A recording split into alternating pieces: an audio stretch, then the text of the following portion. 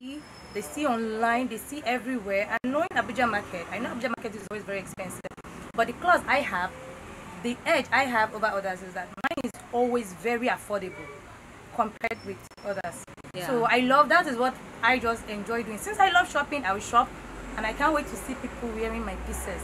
I can't wait to see the joy on their faces. I can't wait to wear one too. I can't wait to have you wear one too. I can't wait to style you. Like I said, when I started, I was at home. I used to carry in my car. So I started with kids' wears and shoes. Then the following year, we normally go for family vacation. So I traveled myself, and I saw some nice adult wears. I'm a shoe freak. So I saw shoes, I brought shoes. Before I knew what was happening, then we were in Lagos. Customers were like, oh, madam, we want more. Please add clothes. So that was how it started. I started buying wears. I couldn't stop myself because I just love buying. And if I can wear or 10, I don't mind seeing people wearing them. I don't mind seeing the styles, the joy on their faces. After Okay, buying. you started as a single girl. The booze go about before I opened the shop here. So that's how everything started basically. And to God be the glory, I started adding more. I couldn't wait for more. I couldn't wait to get more. So that's what. Where do you get your materials from? Like I said, I normally, my family, my husband and my kids, all of us always travel for summer vacation. So wherever we go, sometimes we go to UK. Yes. Sometimes we go to UK. Sometimes we go to Paris. Mm-hmm. Then I usually buy online from US. So they help me ship down here. Then sometimes too, I go to Lagos to buy from all these wholesale Turkey wears.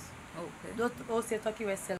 So I buy some from them too, and I add to this, to whatever I have. So now, what is that glass ceiling? The challenges you face as a woman in business or as an entrepreneur?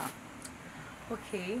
First of all, I would not want to say money or finance or something. You don't need something very big, as long as you know what you want. But here, I think because there are so many stores, boutiques around, so some people when they see you, they'll be scared. They will think, oh, this person is going to be very expensive.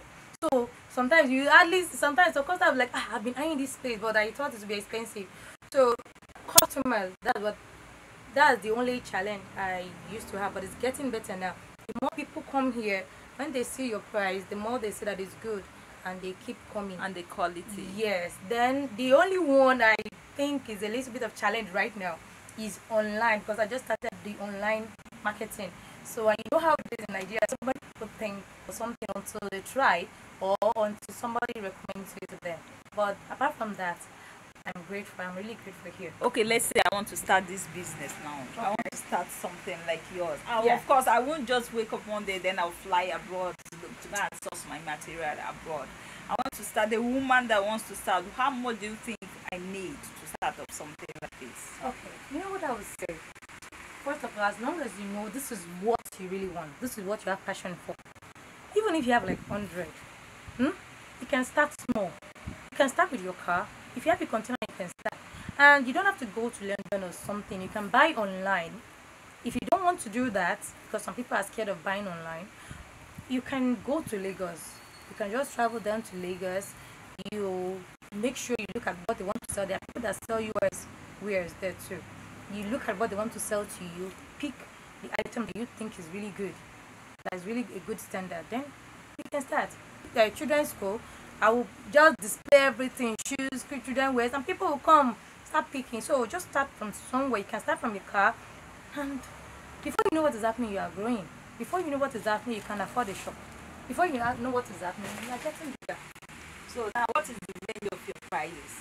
Okay. Let's start from here. From bags, let's right? start from the bags. Okay. Your bags basically are from where? Most of them, like this one is Primark. This is UK. I have Primark. I have David Jones. David Jones is a French designer. He's from Paris. So, the David Jones is the 10. It's authentic David Jones. Then the Primark bags, they are 9,000. They are authentic ones. They are not all those, because I know there are so many fake out there in our market in Nigeria. Is there any way you can bring out something so that we see? Okay, let me show you one of those David Jones handbags. Because they are all packed, so yes, I guess we not know what we are talking about. Okay, This is the David Jones handbag. David Jones handbags are very good for Nigerian market, for Nigerian weather. It hardly peels. I have so many customers that have been patronizing me for years.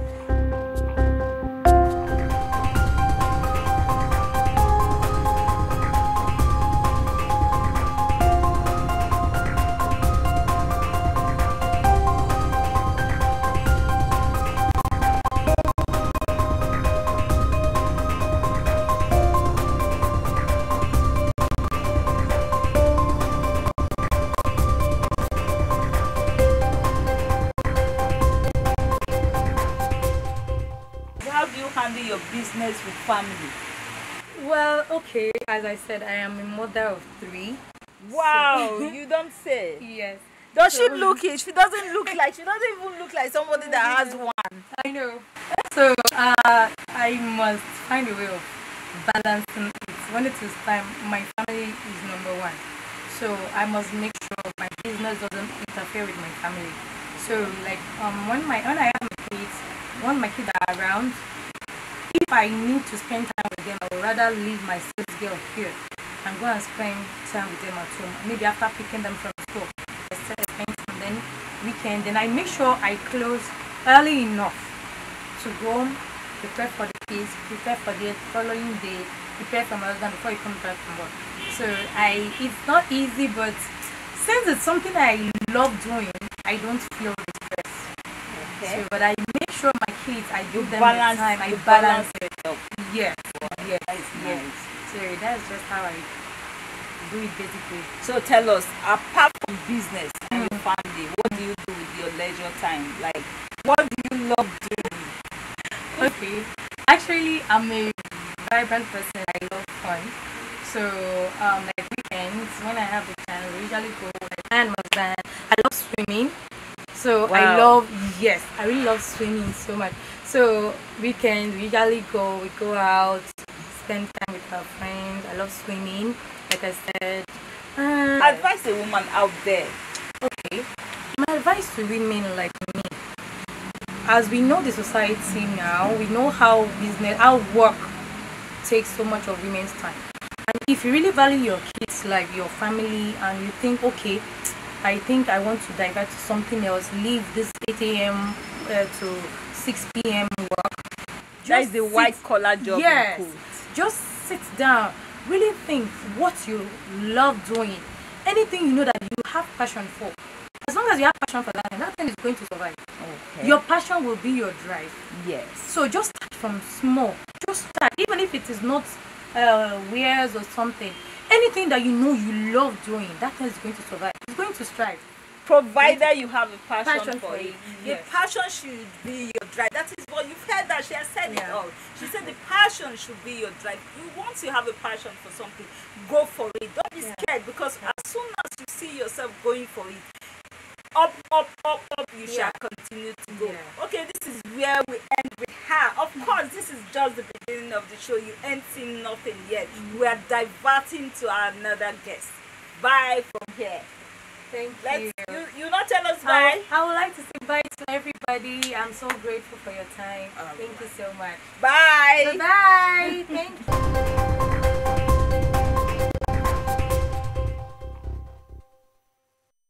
I started the journey 12th March 2012. I started, anyway, I was working then, and as you see, it wasn't easy living in Abuja then, so I just decided to have like 115,000 naira in my account. I said, what do I do with it? And I opened a cosmetic shop, which I went through cosmetologist. So I opened a cosmetic shop, and with that 115,000 naira, I had to do the counter and other things. And as time goes on, I say, let me add it to bid. That is when I learned bid on 2013. And 2013 bid was moving. I was doing it, but though I wasn't selling. There was no market. I would do for free and a lot of charity trainings. As time goes on, I still add fascinated to it, which is on 2014. And 2015, 2016, I decided to add auto gele and gele tying and makeup to it. There was a lot of issues because anyway, I have a lot of people who would support support me, but due to there was no support, and I couldn't go to anybody for help. I said, let me do it. As a single lady, I face a lot of challenges due to there is no money. I have to do nanny jobs, and I have to work as a part-time staff just to get money to stock the shop. The 115,000 naira wasn't what to do, because when I go to the market, the thing I just bought was just 2 things.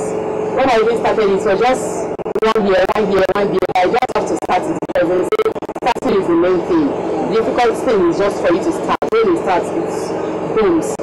It wasn't easy, but I started with very little capital I had. Instead of holding my hands at home and doing nothing, so I just decided to pass somewhere. For the past 4 years, it hasn't been easy.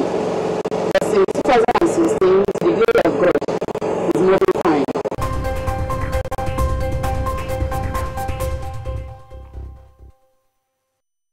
Female entrepreneurs are innovators, and of course, innovation stimulates general economic growth. Because of their unique leadership style, women-run enterprises generally provide a caring, cooperative work environment in which individual growth and development are fostered. If you are that woman watching right now, you have to work your heart if you believe in your business, and others will follow suit.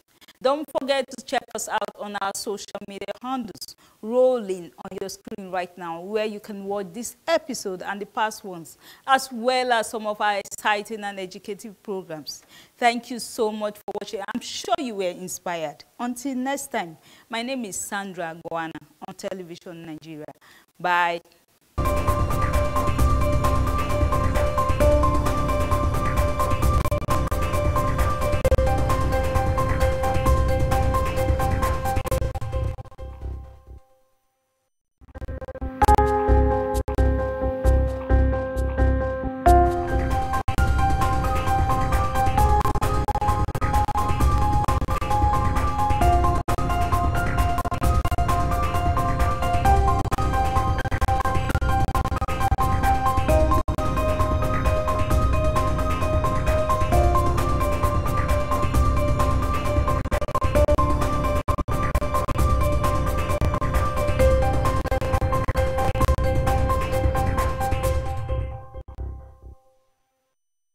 Nigeria is currently a leading economy in Africa and a near perfect place to be a woman entrepreneur. Each businesswoman in her own unique way is flying the flag of Nigeria either at home or across the globe. We are showcasing a woman entrepreneur who is changing the face of business in the country and getting the world to sit up and take notice of the product she is creating and the business empires she's building. I'm sure you can't wait to meet her. This is From the Cradle on Television Nigeria. My name is Sandra Goana. We'll be right back to Unleash the Dragon. Don't go away.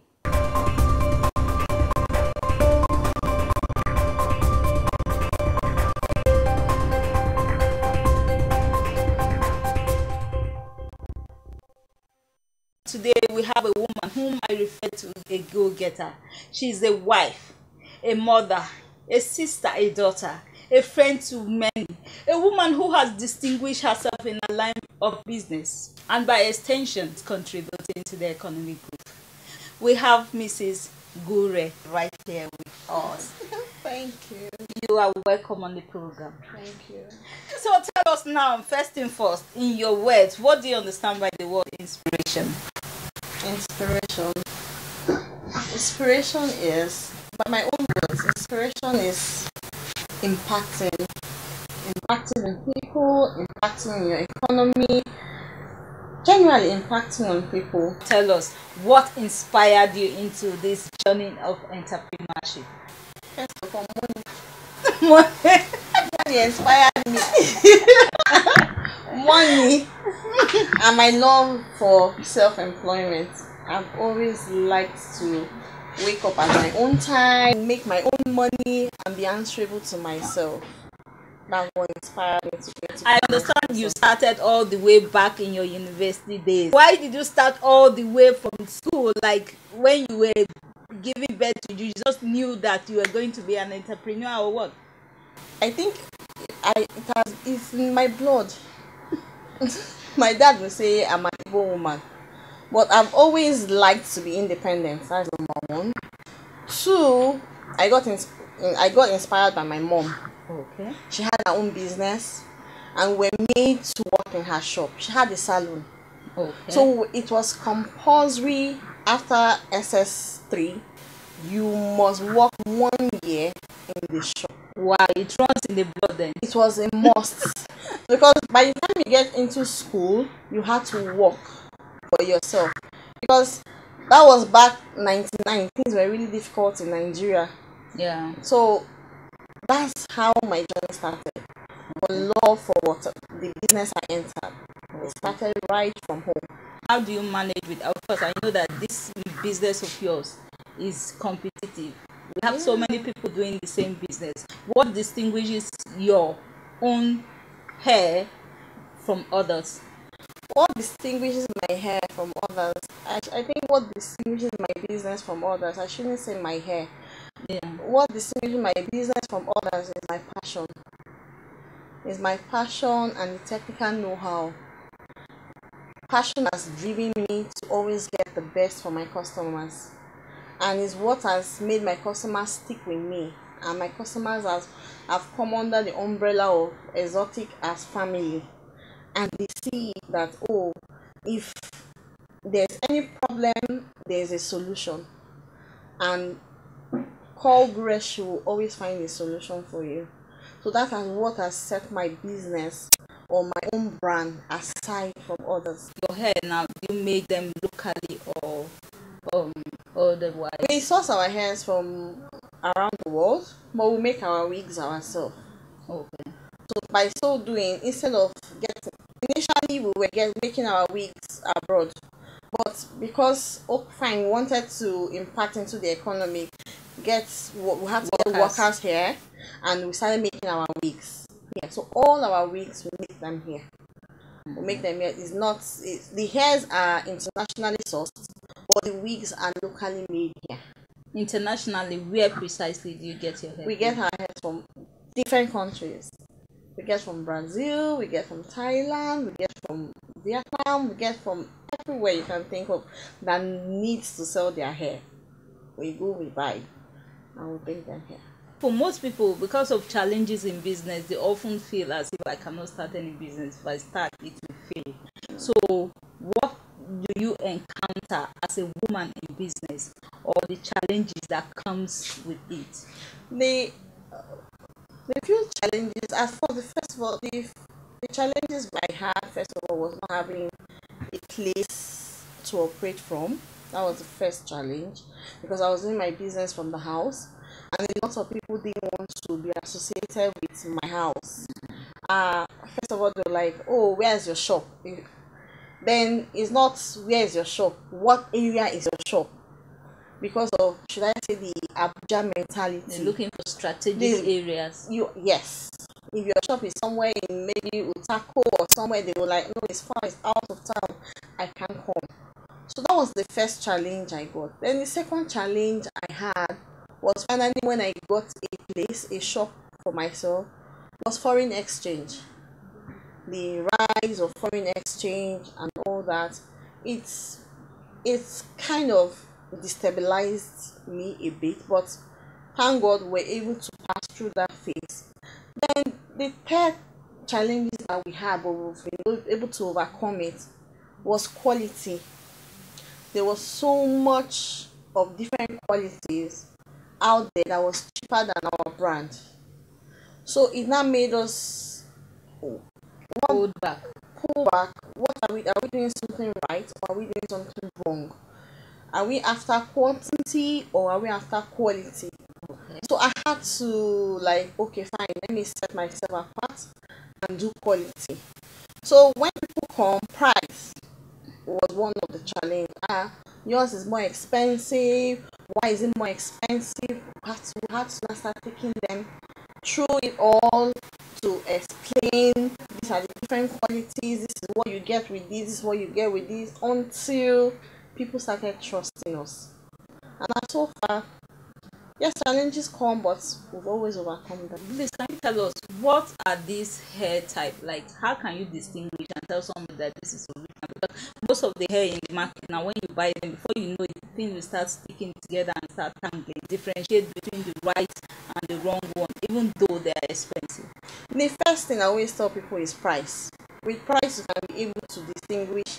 No, even with price. I'm Yeah. saying with price, some go and buy hair for 50 something thousand, and when you take them home, man, they are nothing to write home Yeah, about. that's why I said price. I will still come to price. Okay. Because you are getting a hair for 50 something thousand, somebody else is selling that something like that for 100 and something thousand. It should give you a question mark. Why is this 50 something thousand and why is this 100 and something thousand? That should prompt you to ask your vendor, why is the own more expensive? Now in the hair industry, there's what they call fiber hairs. Okay. There's what they call 100% human hair. Now, what some people do, the international vendors do, is they get a bit of human hair and mix it with high temperature fiber, coat it with silicone, and the hair is looking glossy and all beautiful. Why the other ones, which are the raw hairs, at first they don't look attractive. But you know, human nature, we always look for what is shining, what is bright. Yes. And the bright ones or the shiny ones doesn't necessarily mean it's good. Over time, the shiny ones, when you use, they start to mold because the silicone is wearing off. Yeah. And the more you wash, the harder they get. Yeah. While the raw hairs, which are similar to our hairs, the more you treat them well, the more you wash or condition like your own hair, the better it gets. And the lifespan of the cheaper ones or the ones that are coated with high temperature fiber and the real hairs, the lifespan are not the same. Like you could have this hair for like close to 4 or 5 years, you still have it, and it still has the bounce, the movement, everything. But like the other one that seems like it's stiff, as if it's like synthetic. That's it. So sometimes people will tell you, burn it, it smells like goat, or that's not it. The first thing first to distinguish is price. 2, you have to check if it's shining, and when the hair is too shiny, you know that it has fiber because rubber shines. Okay. That's number 2. Number 3, you can test for tangle free, and you always ask for guarantee from your vendor. Do that vendor have a return policy, a refund policy? Okay, there is room for that. There's room for that, because if I'm telling you spend 150,000 naira on something, I should be able to trust that product I'm giving to you. Okay. So if that product goes otherwise, I should be able to say, oh, okay, take something else. Not tell you that, oh, sorry, oh, you cannot exchange it. Is what you did to it, is what you did to it. No. Because for Christ's sake, people work hard for their money. The way you're hustling, that's the same way the other person is also hustling to get money to give to you. Certainly. So you should respect it. Okay. Because we tell the customers, definitely your business, you can't wear all the hairs yourself. So there has to be an agreement. If that person is giving you that guarantee that, oh, if anything happens to it, if it's shedding excessively, if it tangles, if it mates up, sorry, okay, we're going to give you an exchange. Or if it comes with, I know a lot of human beings don't like to part with money when it comes to their hands. Yeah. But at least you should be able to give the person something else. Especially that will make the the person evil, happy. but I know you are not evil, of course. I'm not evil. I don't think But it has you to do do with business. tribe. I don't think that's like an average businessman would not want to refund money. I don't think it has to do with an evil man or a Yoruba man. That's or an Hausa. applicable to you, of course. That's applicable to you. It's painful to return money. Oh. Who can you tell that is your mentor? Wow, my mentor. Well, should I say internationally or locally? Internationally, locally, or traditionally? You have Okay. a traditional Internationally, I mentor. know there's Kim Kimball. She has a salon. She has her own hair range. She has her own hair product line. She does all the celebrities' hair in America. She just struck a deal with Oprah. She does Beyonce's hair. That's who I inspire to be like in the near future. Okay. Then locally, all the other hair vendors, You guys inspire me. It's not easy to sell hair. It's Yeah, not easy. Of course, it's not easy to do business as a whole. It's not easy. We'll go on a short break, and when we return, our guest here, the beautiful guest that we have, will tell us how she combines this business with her family. We'll be right back shortly.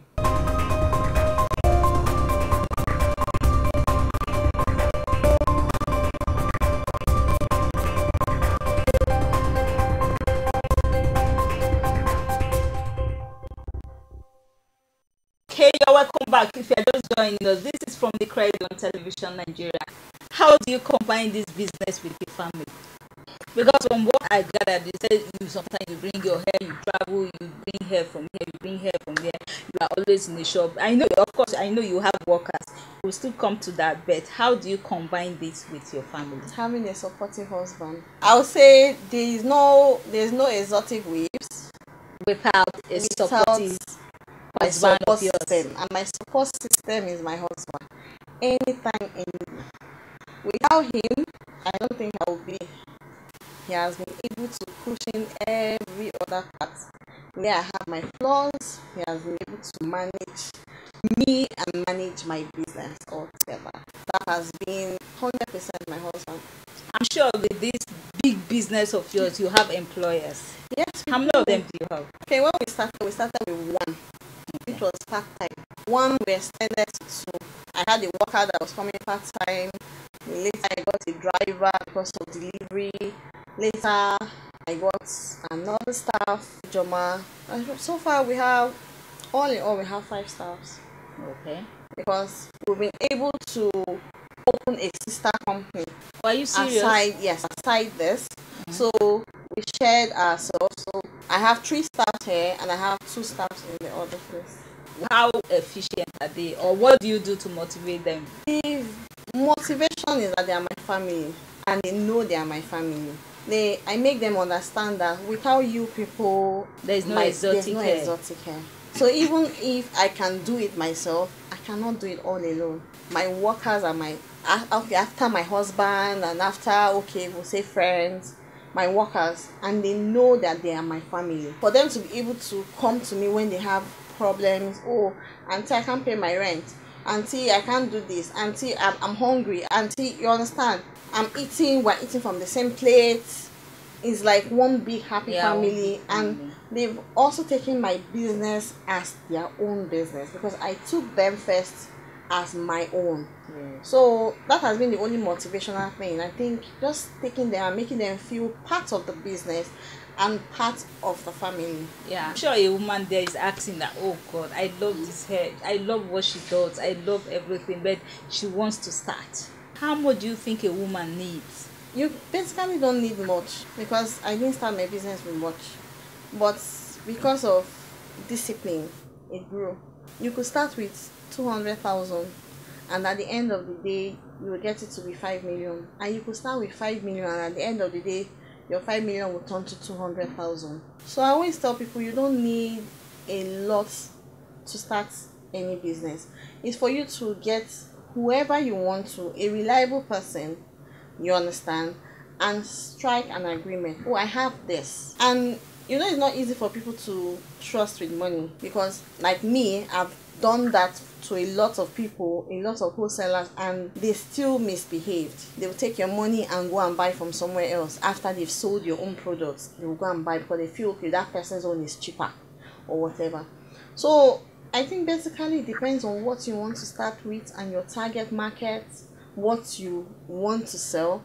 First of all, recognize your target market. Who do you want to sell to? Do I want to sell to students?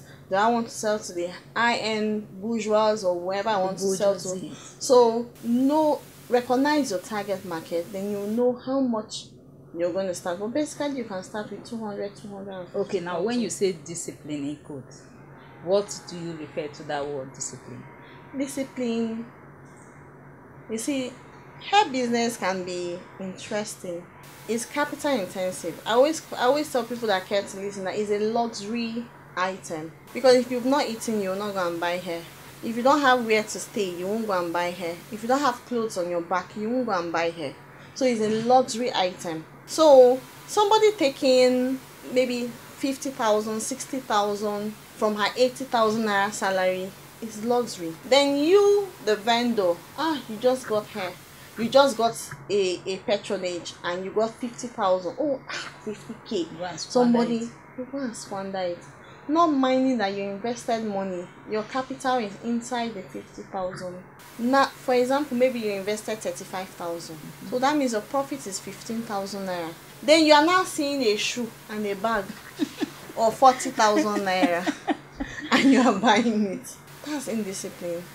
You've already eaten into your capital, and eaten a bit of your profit.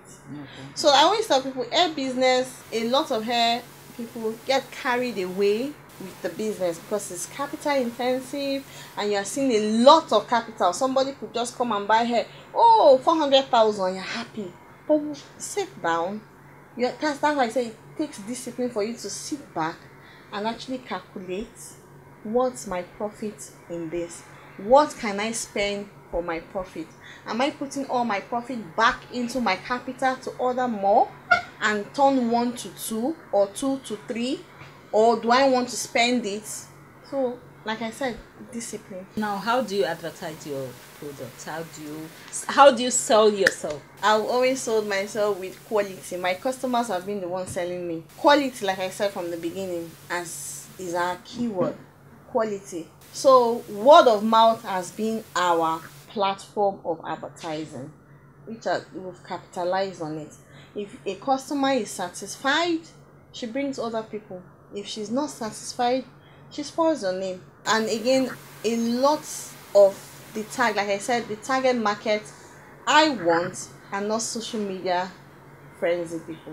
Yes, we're on social media just so people know that this place is there. It's existing. Yes, it's existing, and there's an archive where we can post our pictures, because we never know, anytime your phone could get shut down.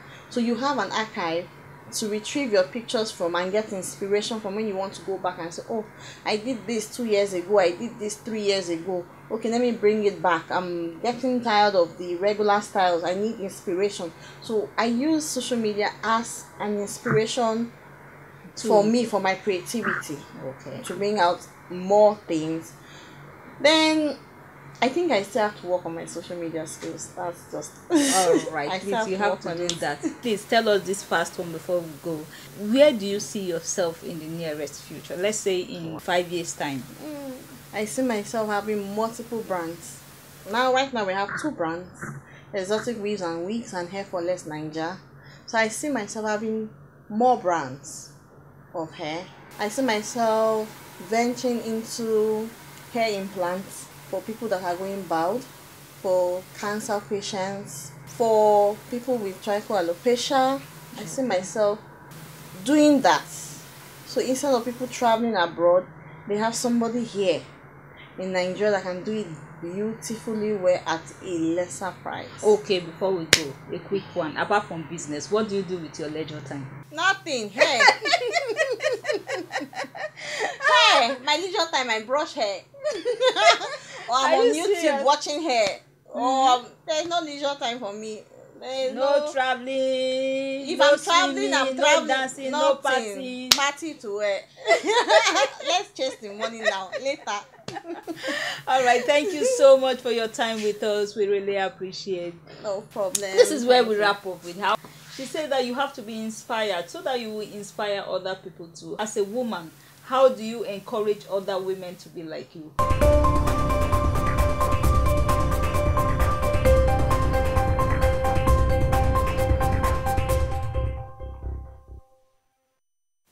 Don't forget that you are uniquely created by the master craftsman. Go for that thing you love doing and don't be discouraged. Arise and shine, for your time has come. Until next week, I am Sandra Guana on Television Nigeria. Bye.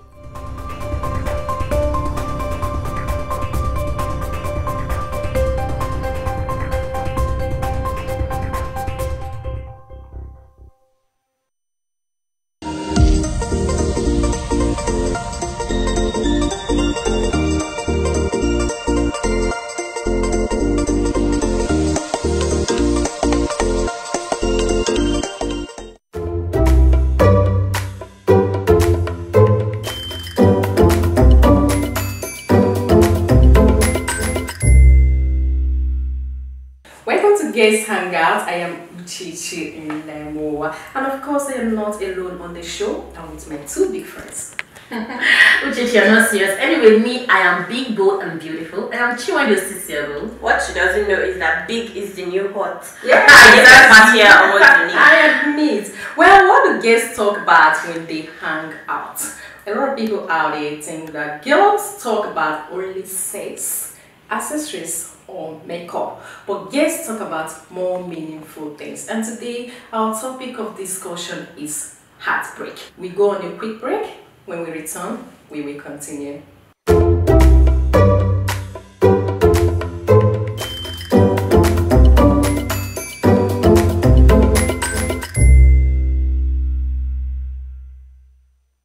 Thanks for being there. Before we went on a break, I told you that our topic of discussion today is heartbreak. I mean, this heartbreak everyone keeps talking about heartbreak. Does it really exist? You know, a lot of people keep saying their boyfriend broke their heart, their husband broke their heart, and I keep wondering, what is this heartbreak all about? Okay, last time I ran into my girlfriend and she was so moody. I asked her, what is the problem? She said, her boyfriend broke her heart. I was not wondering. So I just wanted to know what transpired. I wanted to know what transpired between them. And she said before they went into a relationship, they agreed there's not gonna be sex. But at the end, the guy kept demanding for sex. And then when she refused to give it to him, there was a breakup. Wow. So please, I don't really know. This is this supposed to be a reason for a man to break a girl's heart? What do you think? No, I think what is trending now is that girls break the heart of guys. Because I remember when I was much younger, I was dating one particular guy for 5 good years. Then I was still in secondary school. Just imagine secondary school girl dating a guy. We're so serious. I'm telling you. Then I got tired of the relationship all along. Then I just told him that guy, see, you can't continue this. Then if we see the guy got he slimmed down.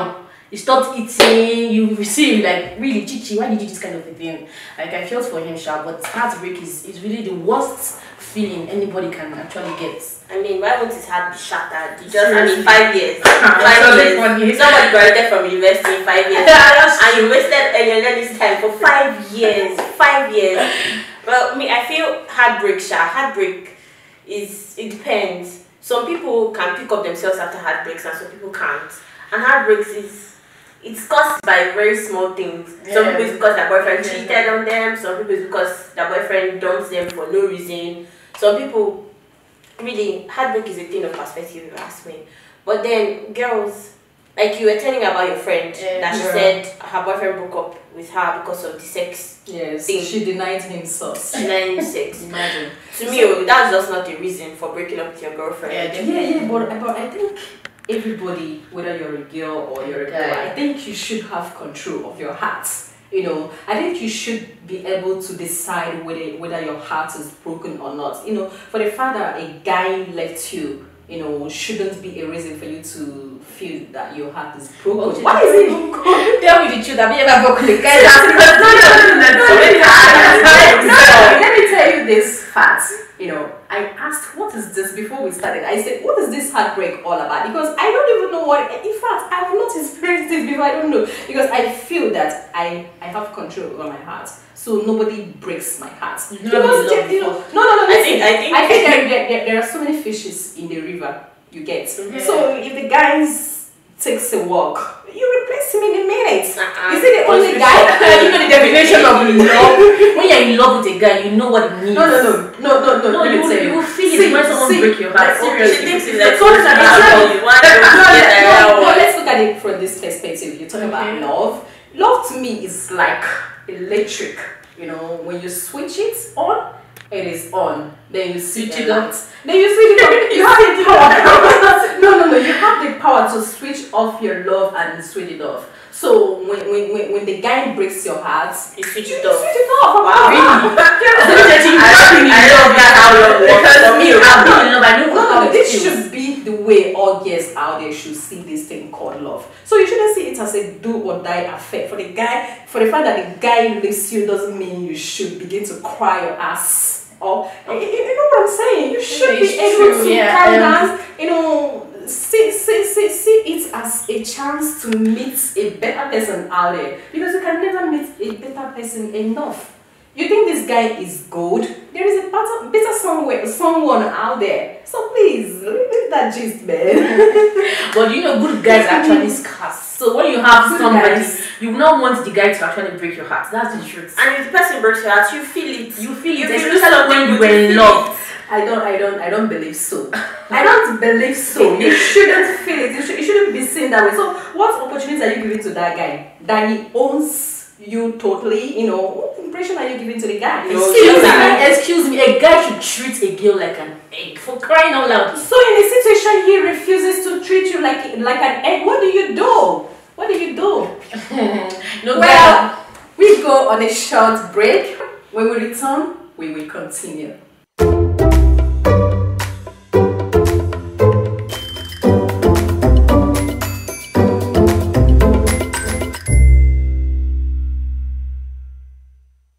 Thanks for being there. If you have just joined, this is Girls Hangouts. You know what it is? This is where we discuss everything that has to do with girls. And our topic of discussion today is heartbreak. Now I want to pose this question. Why is it even called heartbreak?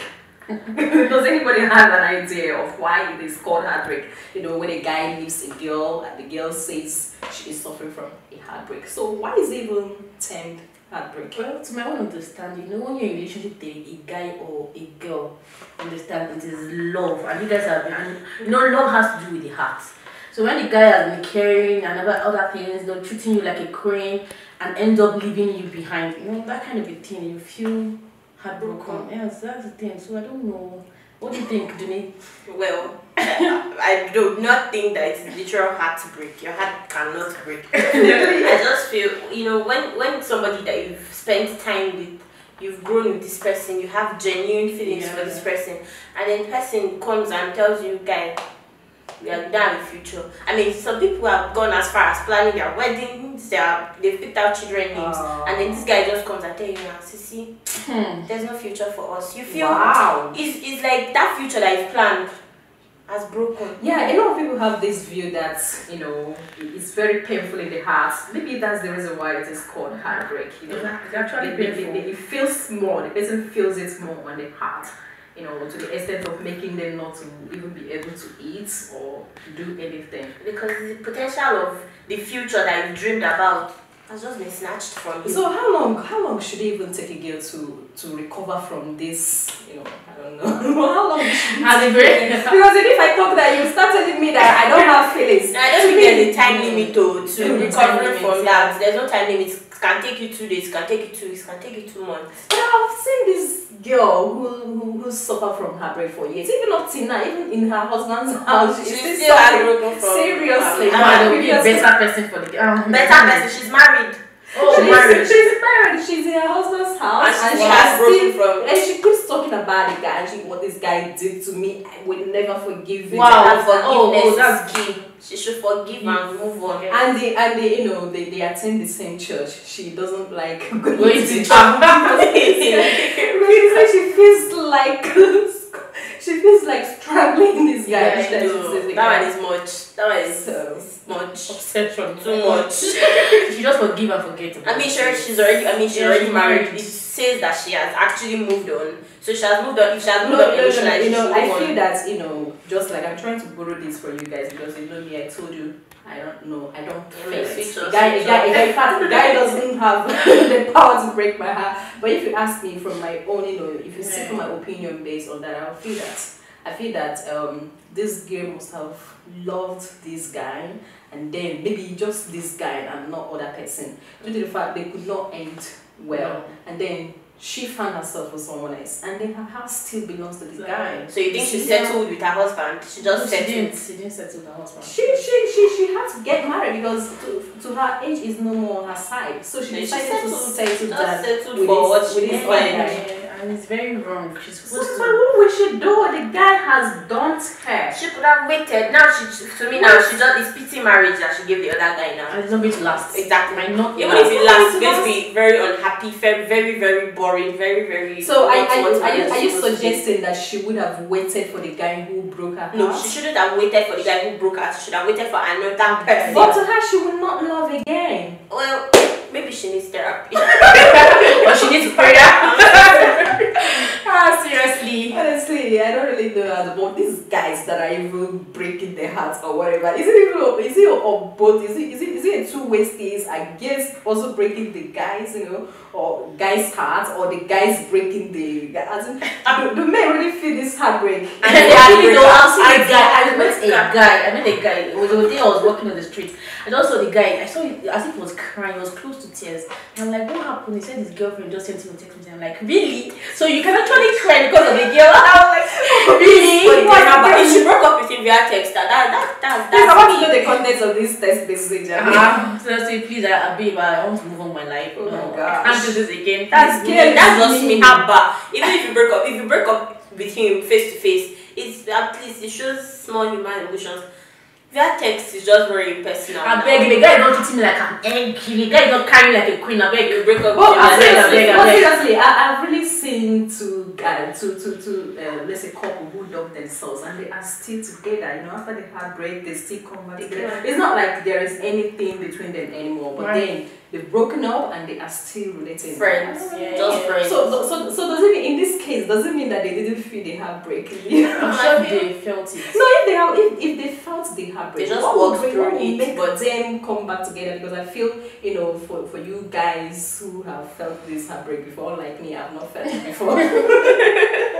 So according to you guys, it feels so painful. So if something is painful, if someone inflicts pain on you, would you want to have anything to do with the person who inflicts pain on you? Is it not foolishness to stay come back to that guy who breaks your heart? It's not foolishness. It's not foolishness. I feel she weighed her pros and her cons, and she felt okay. I'm not with this guy in the relationship, but then we can be friends. Maybe for a religious purpose, some of these. As per pastor, I'll be waiting. I wouldn't really know. I wouldn't really know what would make a girl to still have something to do with a guy who broke her heart. So I don't really know. But me, nobody has broken my heart. But me, I've broken like 5 guys. Oh my gosh! No. No, you have to give me But now wow. But I still talk to them anyways. They are still my friends. They are still my friends, seriously. But then it was so bad. They didn't even talk to me. But now, no, I'm matured now and I'm married.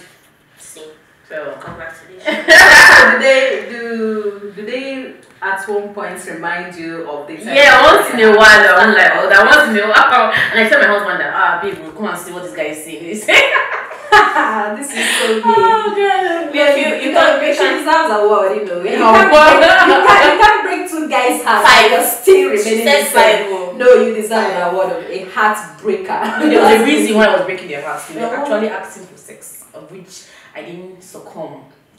So I had to move on. So in this case, we don't say you didn't break their hearts. They wanted something and you refused. You both took your walk. But when I was telling you, I can't do this. Please, let's just cut it off. You understand? They started begging me and say, okay, let's forget about sex and continue. I said, as long as you've mentioned it, there is nothing like yeah. For you to bring it up, because that kind of guy can rape me. Why would you even do that? So I don't. Anyways, this is where we come to the end of this edition of Girls Hangers. I hope you found this very interesting. I hope you found it very fascinating. Well, we're going to be bringing to you more interesting package. Until next time, girls. Bye.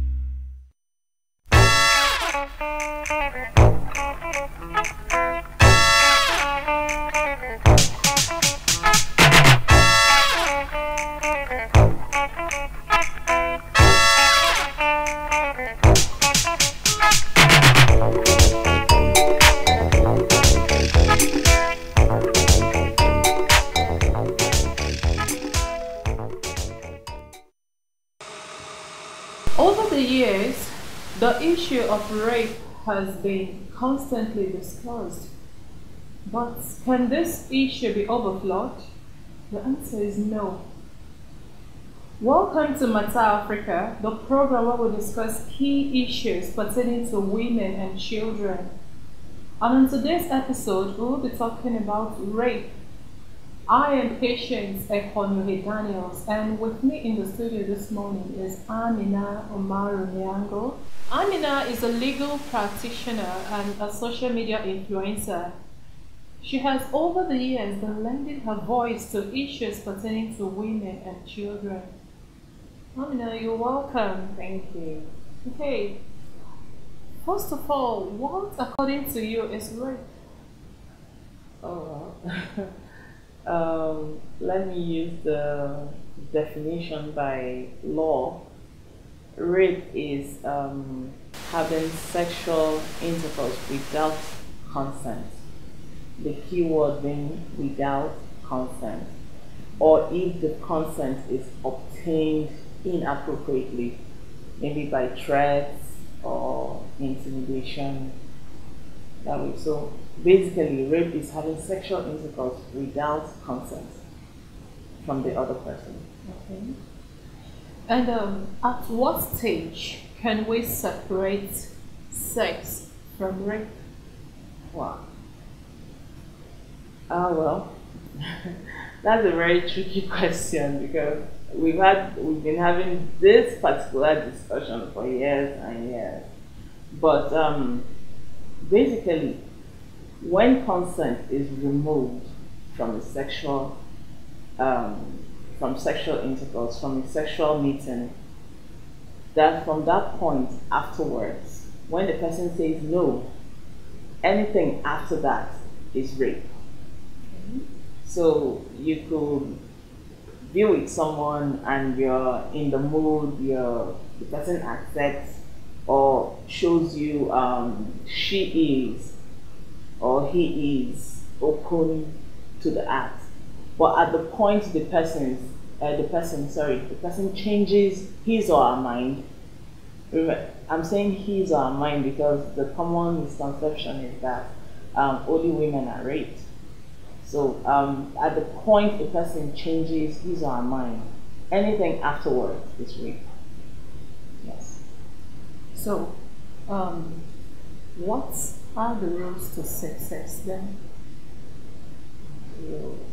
The basic rule is make sure the person you're having sex with agrees to have sex with you. That's the basic thing. And make sure the person is grounded enough to know that yes, we are having sex and it is mutual.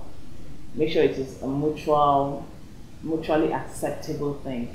Don't just assume that the person, it's me, it's sex, nobody can turn me down or things like that. We hear things like that. And also recently there was this discussion on if people should seek written consent. I think it's ridiculous though, but it seems the world is getting towards that because of the many cases of people being accused wrongly of rape. But then I need to add something. The cases of rape, actual rape, and those of false accusation are actually, the ones of actual rape are much more than, in every 100% of rape accusation, only about 1% are actually false accusations. So we also need to take that into consideration. It is a serious problem, but in the wider scheme of things, rape is actually more serious than getting accused. In Nigeria, is there a legal age where a girl or a guy can, or a boy should attain before, or let's say a legal age to have sex in Nigeria, where every other sexual rules stops on or something? Is there a legal age? That's a very tricky question because more kids are having sex these days. Parents don't want to hear it, but it is what is happening.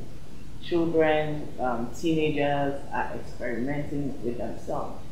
But I think what you're trying to ask is if, when it comes to adults and maybe teenagers and children, yes, the law under the Penal Act, which is Penal Code, sorry, which is the law that the criminal law in northern Nigeria, any sex with anyone under the age of 14 is considered rape, whether the person gives consent. The basic is that anybody under 14 cannot give consent. So any sexual act to somebody under 14 is considered rape. In the South, which is governed by the criminal code, it's 16. So you can say the legal age for sexual intercourse in Nigeria is probably 16. But you need to consider the fact that children, teenagers are having sex with themselves. So that too should come into consideration. But when it comes to rape, an adult that has sexual intercourse with anybody below the age of 14 in the north and 16 in the south is liable for rape. Even if the person said yes, it is rape because it's considered that a child cannot give consent under the law. Okay. Let's move on to molestation and sex with minors. Some time ago, I was opportunity to talk to a Muslim cleric. So we discussed this sex with minors. We talked about rape, sex with minors, and all that. So I brought in this issue of child bride in the north, and I asked of his opinion on it, and he said in Islam that the time a girl is formally ripe for marriage immediately once she's started her menstrual period. And we recently seen women, little girls, having seen the menstrual period from 8, 9. Personally, I started before I turned 9, and we've had issues of little babies also menstruating even before that age. I think the first woman to give birth, the youngest woman to give birth in the world is 5 years, one woman from India. So considering that statement that I am not versed in Quran, and considering what he said, like the right age in Islam to actually get married is once the lady starts menstruating, which can come either before 7, 8, 9, and in law the consensual age for sex is 14. So how do we bring this in? Because I think these are minors. How do we bring this in? I do not like talking about things when it comes to religion, because you know the thing with Nigerians and religion is we get blinded when we presume people are attacking our beliefs.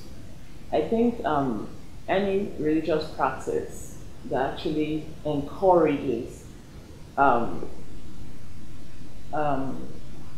child marriage and underage sexual relations should need to question the provisions of that religion or whatever. It doesn't make sense. A child should remain a child. A child shouldn't be getting married. We shouldn't be having sex with children and all. And it also shows how inherently unjust Nigeria is, because we have these laws. The law is provided that anyone who has sex under the age of 14, a child cannot give consent. But then we have another law that says the Constitution says that the age for maturity is 18, yeah? But it makes an exception for married women. that, okay, for example, if you get married at 12 or 13, it is assumed, it is presumed that you've reached the age of maturity. So when you have different laws within a space, a country, and then you don't streamline these laws, these are some of the things you get. So people are allowed to marry underage girls, and well, nobody will frown at them if they see the girl pregnant the next day, even though the law in that part of the country says otherwise. So it is presumed that once a woman is married, she has reached the age of maturity. So it's very tricky, and I wish that we'll actually have this conversation, because we can't move along with the world if we're still marrying of women at 13 and getting them pregnant, and doesn't make sense. Okay. Let's go on a short break. We'll be right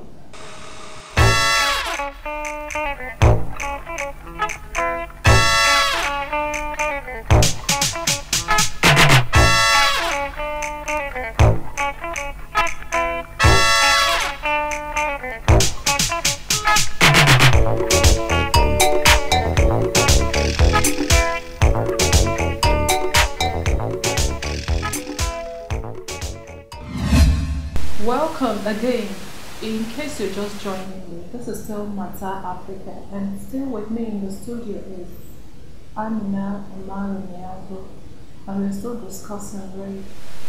Before we went on the break, you mentioned that one can be held liable if one has sex with a minor below the age of 14 in the north and 16 in the south. Is there any age specified in the law for marriage in Nigeria? That a certain age that a girl child should get to before consenting to marriage in Nigeria? Okay. The Constitution, as we all know, is silent when it comes to age of marriage for women.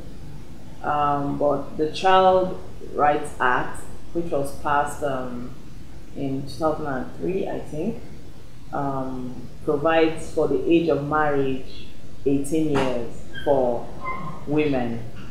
And though that law has only been replicated because Nigeria runs a federal system, for a law to actually be enforced at state level, the states usually have to pass those laws. So as of the last time I checked, I think about 25 states had domesticated the Child Rights Act as laws in their territories. But the thing is, even at that level, the age of marriage was reduced in some of them.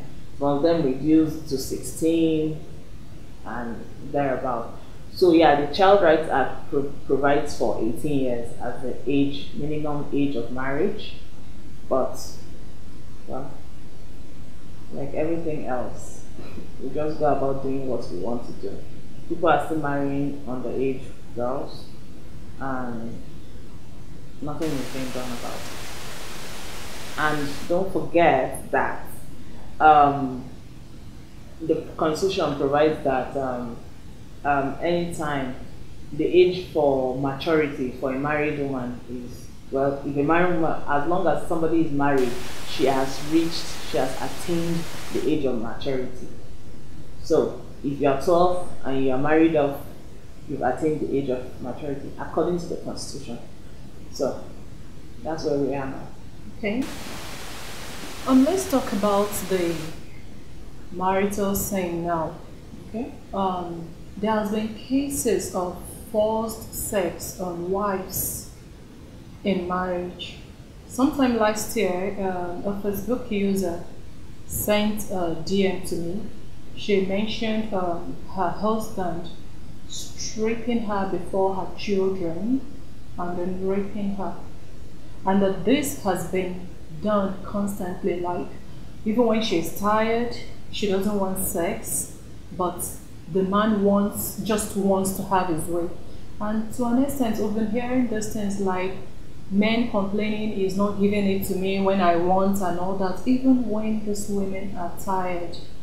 Is there any provision in the law in regards to rape within marriage? Yes. All our laws, all 5 of them, that I've read that contain provisions for rape. The criminal code in the south, the penal code in the north, the Lagos criminal laws of Lagos, the violence against persons and Prohibition Act.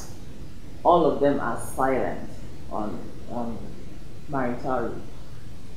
In fact, the Lagos one specifically provides that. In fact, all of them provide that marriage within sex within marriage, even when forced, is not rape. They specifically say a man cannot rape his wife. The Lagos one boldly says a man cannot rape his wife. So that is where we are. So whether a man forces his wife to have sex and all that within marriage, it is not considered rape under Nigerian law. So it really means that even when the lady is being pressured, beaten and all that, what if you use self-defense, like you pushed him away or something, you hit him? Can that also be termed maybe will you have a say when it comes to domestic violence? Because the worst you can do is ask that he's prosecuted for assault, But when it comes to rape, the law does not recognize marital rape in Nigeria. Just because a person is married does not remove the person's individuality. And I must say, these things are encouraged by our cultural beliefs and religious practices. Because you hear pastors and imams telling women, I don't know why they always tell women. They don't tell the men. They always tell women that even if you are sick and dying, you should sleep with your husband. It is his right. He has a right over your body. And it doesn't make sense. This is 2018. Countries are making laws. They are constantly reviewing their rape laws to include, the world is moving fast, but we're still here. Marital rape, there's nothing like marital rape under our laws. So, yeah, men are allowed to sleep with their women whenever, however, and they cannot be called to answer to that. That's what the law says. And then considering the fact that some people have this weird sexual fantasy, like what the one we've seen cases where women complain of the men wanting anals, and where women complain that the husband only gets aroused when beaten. You have to punch, you have to bite, you have to do all those things to women. And when they run back to their parents or clerics, they tell them to either pray, or so in this cases, the only move a woman can actually make is to file for assault. Assault. Basically, that is it. Basically, you can't accuse your husband of raping you. The law doesn't allow that. Nigerian law is silent when it comes to marital law. In fact, it specifically states in all the laws that your husband cannot rape you. So, that's what it is. So, talking about teens and adults, how can we reduce sexual abuse among them? What are the key things, the key points to hold, to reduce sexual assaults among them? Because we've had cases where people say it's because of dressing, it's because of a particular way of life of a particular person that causes it, but still we see babies being raped. And recently, a proprietress of a popular school wrote on her Twitter handle, on Instagram, that she cautioned parents to to dress down their girl children. These are pupils in primary schools, in nursery schools. How can we dress down children to fit into a particular mindset a man has? Because these are children. To me, I'm a woman actually, but I do not see what's so sexual about a child of 4, 5, 6, 7 years to 10 that would kind of bring out the sexual stuff in my head. So how do we reduce sexual abuse among teens? What are the key things to do? That question is it's a really broad question which needs a lot of work, and I don't even know if you can reduce sexual assault, because if you see the numbers, it keeps increasing. That's the truth. Basically, the only thing you could do is to protect your children. You arm them with information on what to do, how to behave with strangers. That's the first thing you can do to your children, and to empower them to talk to you when they are treated in a particular way by adults, or if they feel uncomfortable. Encourage them, give them the confidence to leave a place when they feel uncomfortable. These are some of the things you can do. But basically, and also our laws, I always talk about our laws, the enforcement. Nigeria has some good laws, and some are still in the colonial era. They need to be brought into the 21st century. But basically, our laws are not enforced. You see a situation whereby a person is brought to the police station for raping someone, and then they'll tell you and there's nothing they can do, or the police people there will tell you, didn't you enjoy it? I mean, these are not the ways to approach rape survivors. You don't ask them silly questions like, what were you doing there, or what were you wearing? I mean, it doesn't matter. It doesn't matter.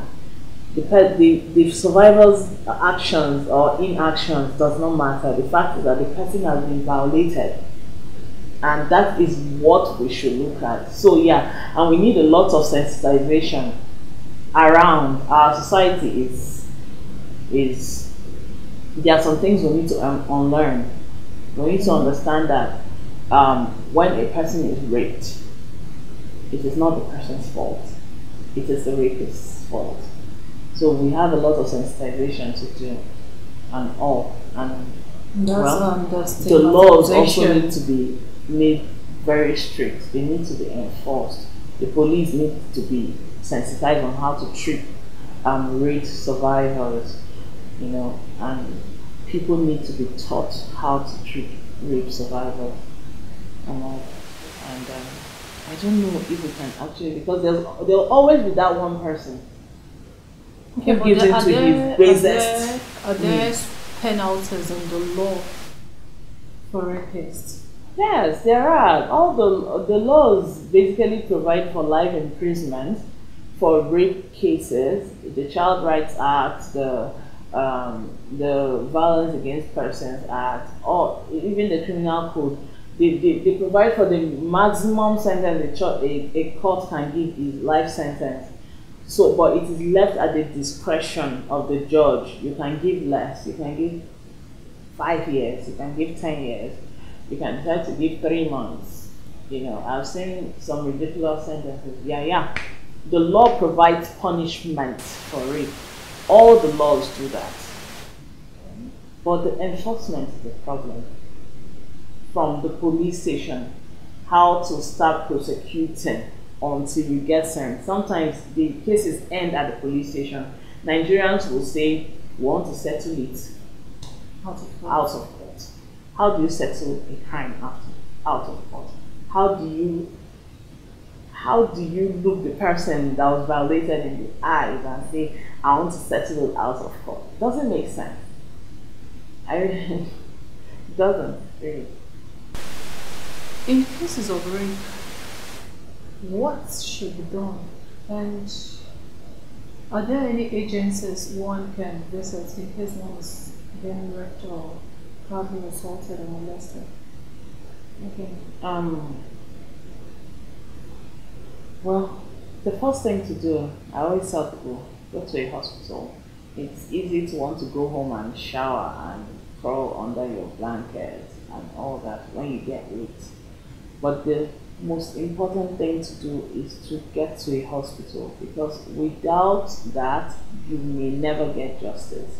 They need to check you out and see that you're fine, and get you the treatment that you need, STIs, pregnancy, and all that, and above all, psychological help. So yeah, get to a hospital. That's the first thing. Then afterwards, you go to the police station. In Nigeria, actually, only Lagos has a well-centered rape, like an organization, the Mirabel Center. I don't know if you've heard of it. It's inside the, I think, LASU Teaching Hospital. They provide medical help and psychosocial help to rape survivors. So that's the only one of it I know that is well structured. You can also find the nearest FIDA office. They are in all 36 states plus the FCT. FIDA is Federation of Women Lawyers. They also help a lot of rape survivors. They can help liaise with the police and help push the police to do the needful. Then other human rights organizations, there are lots of them. So those ones, their uses, they help you push your case through the police, because sometimes if you let the police, they will not do anything. So those ones serve as a bridge to help the police and to make the police do what they are supposed to do. So yeah, basically that's it. Okay. This is what we'll be calling it a day on this program, Mata Africa. My guest has been Amina Omar Niango. Thank you so much for being part of this program. Thanks for having me. You're welcome. We've been discussing rape on today's episode. Join us again next week as we bring to you other interesting topics. I am Patience Economy Daniels. Thank you.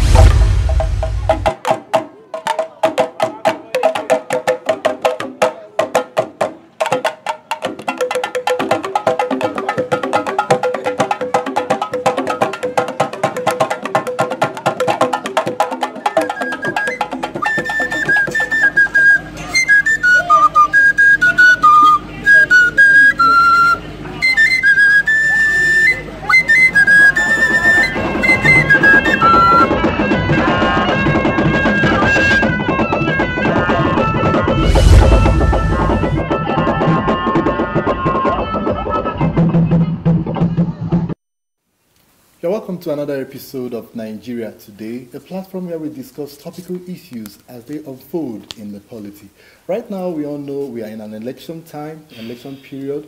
In a couple of days, a couple of weeks, less than a month or thereabout, Nigeria will be going into a major election.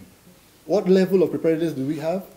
The electorate, how informed are they? The key players, actually, how are they going about the electioneering campaign that have been all over the place right now? These will form some of the issues we'll be looking at on this episode of Nigeria Today. Okay, welcome back. And on this episode, I am not alone. I have with me Lady Doris Amaka Opara. She is a candidate of the Africa Action Congress, AAC, and she's running for the Senate of the Federal Republic of Nigeria. Lady, you're welcome to the program. Thank you very much. All right. In a couple of weeks, the 2019 general elections will start unfolding, starting from the February the 16th presidential and National Assembly elections. Now, how do you assess the preparedness of Nigerians generally, talking about the umpire? I was even doing my own research, and I asked a woman, I said, how are you prepared for this election? He said, it's as if nothing is going to happen on the 16th February. So, because there is no money as usual, and that is not very good for the country. Something should be done about that, because the candidates, they need money to print flyers, billboards, go around, mobilization and all that. So whereby these things are lacking, is really going to affect the election in a little way. All right, normally, funds for preparing for election, does it normally come from the government, or is it candidates or the political parties that rally around together to source for funds to execute their campaigns? Yes. Normally, it comes from the candidates, and it also comes from the political party, given to them by the federal government. So in those days, even in 2015, it happens. Goodluck Jonathan disbursed funds for all political parties for them to run their elections.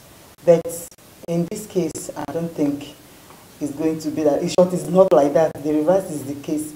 So it's really affecting. Although anybody that comes out to run for an election should be prepared for it. If you want to sell an akara and you don't have beans, you better not start selling akara at all, because that person that wants to sell akara must have at least beans to grind and start the business. So you must have your own little resources before you can say you want to come out for election. Then as you are going along the line, money will come from the government, from the political party, from friends, and all right, very, very well spoken. Now, I have a lot of questions to go about the funding and all of that. But before then, let me just ask, what informed your decision to vie for the Senate of the Federal Republic of Nigeria? I schooled in Abuja University. I worked as a banker in Ecobank. I resigned, and I started having thought of getting an NGO that is on leadership and governance. So on that note, that is what inspired me to say, okay, let me go into politics fully. But something really inspired me. I was driving down Wuse, and I saw children trekking very far. Children of these public schools around, trekking home, and the sun was so much. I was like, I wanted to give them a lift, but if I stop now, these children will not enter my car, because their parents have warned them not to enter a private car. So I started looking at them from my mirror. I was like, oh, because I've been abroad, several places in abroad, so I know how their schools, their government schools looks like over there. So I was like thinking, I said, if I have my way to go into the Senate, I will create a bill that will distribute school buses in all the schools, especially in our FCT, because our FCT schools need to be very equipped. This is the state capital. So that is what inspired me to say, I will go to Senate. I won't just start from the local, like somebody told me, why not start from the local government chairman or councillor? So I really want where my voice will be heard and where I can be in the table of the decision makers. And it's very, very instructive. The field you are trying to venture in right now, there are so many big wigs, yes, men, known men, and all of that. And then you being a female, and you are aiming for the sky. You understand? So how much of a challenge do you think that is? It's very challenging, but I'm not afraid. Hillary Clinton in the US, there are so many men she challenged on the pool like this, and she outsmarted them and became the winner. So what happened in those places will happen in Nigeria. Because now, why I came out and why I have the confidence that I'm going to win, I'm not just running, but I'm running to win, is that people have seen that the way politics is in Nigeria before is not the way it is now. Things have changed. Forget about the new innovation of vote buying and all that. So people really want to bring in the right people that will really deliver this country. Okay, don't be surprised. You will hear so many results. This election, sons of nobody will win this election. So we need the right candidate, irrespective of the party they are coming from. So right now, 2019 will be a different election we've never had before, because people will vote the right candidate, no matter the vote buying. Now you're talking about people, the electorate, men, women, yes, of all different backgrounds, yes, the poor, the downtrodden, people that have really been, yes, suppressed for a long time. There is something you said, that this election, that I'm vying the position and I have men, big men, and you know, and I'm a woman. Yes, what will deliver me is character. That is what I believe. And not only that, they are not going to vote me because I'm a woman. They are going to vote me because I'm coming there to deliver. Especially people of FCT, because I did my research. I found out that they are not happy. They are not getting that dividend of democracy. They want somebody who will represent them and represent them effectively, no matter where the person is coming from. I am not an indigene, but I have gone round and I found out that they really want to vote for me because they know that I am coming to deliver. I gave them my confidence and I sold my confidence to them that I will deliver. If not for anything, when I went to a place in Kwali, I found out that there was no health care. A remote area in Kwali, and the road there, very, very, very small road. I now asked the women, as I saw them gathering, cooking and doing kunyo and all that. I said, what if a woman wants to deliver in the midnight? How will she do? They said that the woman will enter Okada and go all the way to Gogolada. You know how many minutes from Kwali to Gogolada? So what if she not delivers on the way? So we need health centers in these areas. And if giving me the mandate, I will try my best to make sure that I create bills, because I'm not going to give anybody a job because I'm a legislator. I'm a senator. I'm not coming to give you a job. I will not promise what I cannot do. But I will tell you my effort and what I can put, the bills I can put in place that will put food in the table of the ordinary people and better their lives. So I will create a bill that will make sure that I meet my colleagues of like minds and we create a bill that will deliver health centers in all local government areas. In all local government areas, there's supposed to be health centers, there's supposed to be good road, there's supposed to be water. All right, now you are a woman. Yes. Let me still come back to that. And from past experiences, women, they have the largest number when it comes to electioneering issues. Yes. They don't really contest much, but the times of voting, they can come out, they're ready to stay and exercise their franchise. But they have not really been able to turn their number into opportunity for women in governance. The few women that are there to come out, you find out that women in particular hardly vote for women. Now, this is FCT. You are not an indigene. You are a woman. There are so many money bags that men are around. Yeah. How are you convinced that FCT election, the senatorial election for FCT will be different in your case, that you have the support of the women in particular? And as an affiliation, the youth, because women and youth always go hand in hand most of the time. So what conviction do you have that it's going to be different this time?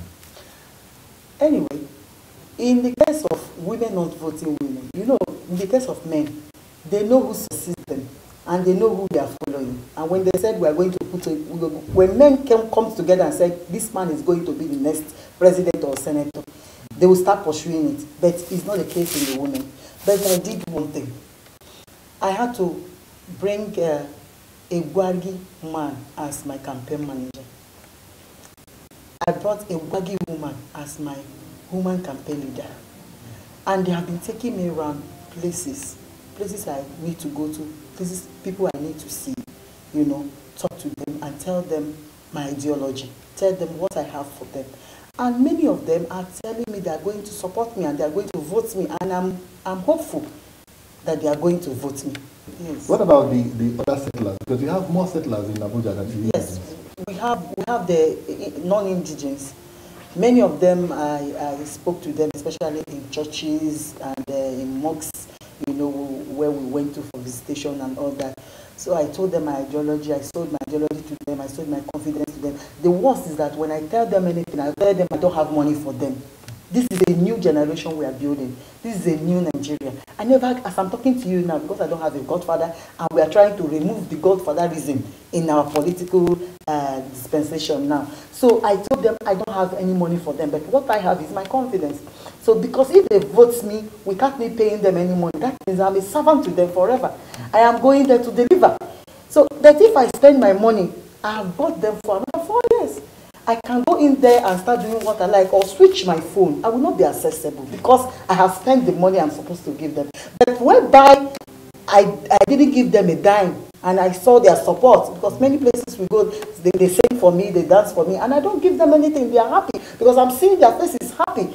You know, what I do is to sell my ideology, sell my manifesto, tell them what I can be able to do. And I will also tell them by myself, I am going to leave you guys now, but I am not going to drop a dime for you because I don't have any money now. But by the time you vote me into power, I am your servant forever and I will deliver.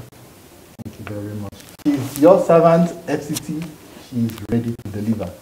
We'll take a quick break, and when we come back, the program continues. You don't do. I don't tire for all the things where you do yarn. Don't right. You the yarn no pattern. Shey you think say na only you fit buga? I go show you. This matter don't pass, be careful. You dey show yourself all these years, I just dey look you.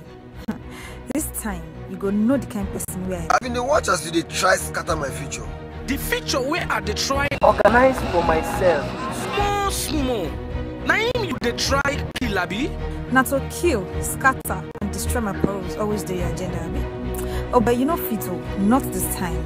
I don't set my own agenda. I know how way your agenda go fit past my agenda. Because my agenda strong past your agenda. For this election, the agenda now. It's our future. No violence. Just vote. Set the agenda for this election. No violence, just vote.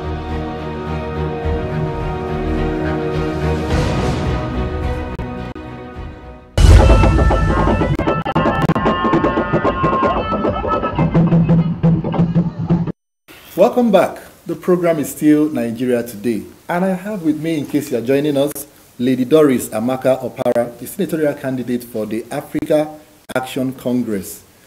Now, 2019 general election in perspective. Yes. Now, there has been a notion in the polity, amongst the political parties especially, that the ruling party, being the party in government, having the incumbent also signifying interest to run. Yeah. There's the issue of incumbency and all of that. Yeah. That some way, somehow, they are planning to manipulate the electoral processes in their favor, using the umpire, the Independent National Electoral Commission, the security agencies, and every other thing. Do you think there is substance to this issue? Yes. The way I look at it, it is true that they are trying to manipulate the election, because I'm going to give you 2 or 3 instances why I said this. You know, the forceful retirement of DJs, of the DIGs, sorry, the forceful retirement of these DIGs. Why retiring them when they are not up to the stage of retirement? What is the issue? That is the question. What is that thing that is linking, that make you to pick a DIG and said, go for compulsory retirement? Why? That is a question I'm asking myself. Then the second one is the alleged removal of the CGN. Okay? So, even if the CGN committed a blunder or committed something that is not good, he was there 1 year, 2 years, 3 years, just few days to the election. Why removing him? Why not just allow him to finish his tenure? See, you didn't remove him all this while. You didn't bring out this issue all this while. So why bringing it now? So what I call this is election distraction. I gave it a quote. I said it's election distraction. So all these things should not be happening. From left to me alone, they are not supposed to record this case for now. Maybe allow it to. We have a lot of crises in Nigeria now. Even if only the Boko Haram alone killing our soldiers and all that, you know, Just 3 days ago, we were in the Christian Economic Center where we celebrated our fallen heroes. You know, I was in that service, but I was not happy at all, especially when the Catholic Archbishop of the Catholic Church, the Cardinal Onaikan, started speaking about the war, 1966 war and all that. So we should not bring these things. We should not bring things that will take us back, because war is taking us back. We don't want war in Nigeria. So no matter who wins the election, we want peace to reign in Nigeria. So if we want peace to reign in Nigeria, these are the issues we are not supposed to be bringing up. Okay? And I'm very, very, very angry. When I started watching channels, I watched AIT. I think this is your network. I watched them. And it was only men lawyers they are bringing to talk about this issue. Why? Women should, it doesn't mean that we don't have female lawyers, female barristers who are capable to come in and talk about this issue. Because these men lawyers, I watched them, they were just quoting Section 1, Section 2. But women will come and tell you what it is and how it is straight without quoting anything. So we should be adding women in this kind of discourse. All right, now you believe the ruling party in one way or the other might influence the election. Yes, another thing is that political parties are not really showing up that there is an opponent. Apart from PDP that is making noise and dealing it with them, with APC, together with APC. Other political parties, they are trying their best, but their best is not really enough. Because, one, what they were expecting, they didn't get from the government. Okay? Government is supposed to reimburse funds to all political parties for them to be able to conduct their election effectively. And I'm praying for a new Nigeria. And I'm part of a new Nigeria. That is why I left PDP and I left APC and I choose AAC. AAC is a neutral party, it's a clean party. They are not corrupt. Because people are tired of these two big parties and they are really looking for a new thing that will bring about the positive change to Nigeria. So what am I trying to tell you is that we are going to witness a new Nigeria whereby an incumbent is not going to contest for any election. If you finish your 4 years, quietly leave. Let new people contest from, irrespective of the party they are coming from. That if we start doing this, that is when we will find that our election will go free and fair and without any hinge, and nobody will have any problem with each other. So where an incumbent will not contest, we are going to that level. We will get to that level. All right. You are aiming to join the legislature. Yes. Now, the current legislature we have has not really have a smooth relationship with the judicial, with the executive as it is. Now, in the incoming parliament, when you enter, what are you going to do differently to ensure first that there is cohesion between the three arms of government, and then that laws, bills, and whatever passes through you are ones that will directly affect people to create this change that Nigeria has been really desiring over time? What exactly are you going to bring in differently from what we have currently? What I'm going to bring differently is that we will have to summon both the executive and the legislators in a very serious meeting and let them know that this is what they are here for. Because as I'm talking to you, many of them are there, but they don't really know what they are there for. They think what they are there for is just to, collect their wardrobe allowance and all that. They are not really putting effort. They are not really putting that effort why people voted them into power. Okay? Legislator and executive should come together because they are one body and create bills that will promote peace in Nigeria. They said when people are doing something in a uniform way, in a united way, it will work. But when there is a division, it's really, really a problem. There is no effective results coming out of division. But only when unity prevails, you will see effective results. Now, the current constitution that Nigeria runs, many people have said that the constitution is flawed in so many ways, that's why it's giving room to a lot of impunity and all of that. Do you really think the Nigerian constitution as it's operated today, that it needs an overhaul? It needs an overhaul. It needs to be reviewed. They will look at it. Where is lacking, they can amend. It needs an amendment. And that is what I just said before, that legislative and the executive will come together to look at these things and amend the constitution. Nigeria is divided along ethnic, religious, and so many divides right now. And it is we are looking up to legislations, policies that will put a stop to a lot of all of this that divides us. And fortunately, you hopefully will be entering joining the legislature. What are you going to do differently to make sure that to evolve a new Nigeria where anybody, irrespective of wherever you are, you operate first as a Nigerian before talking about ethnic or whatever divide?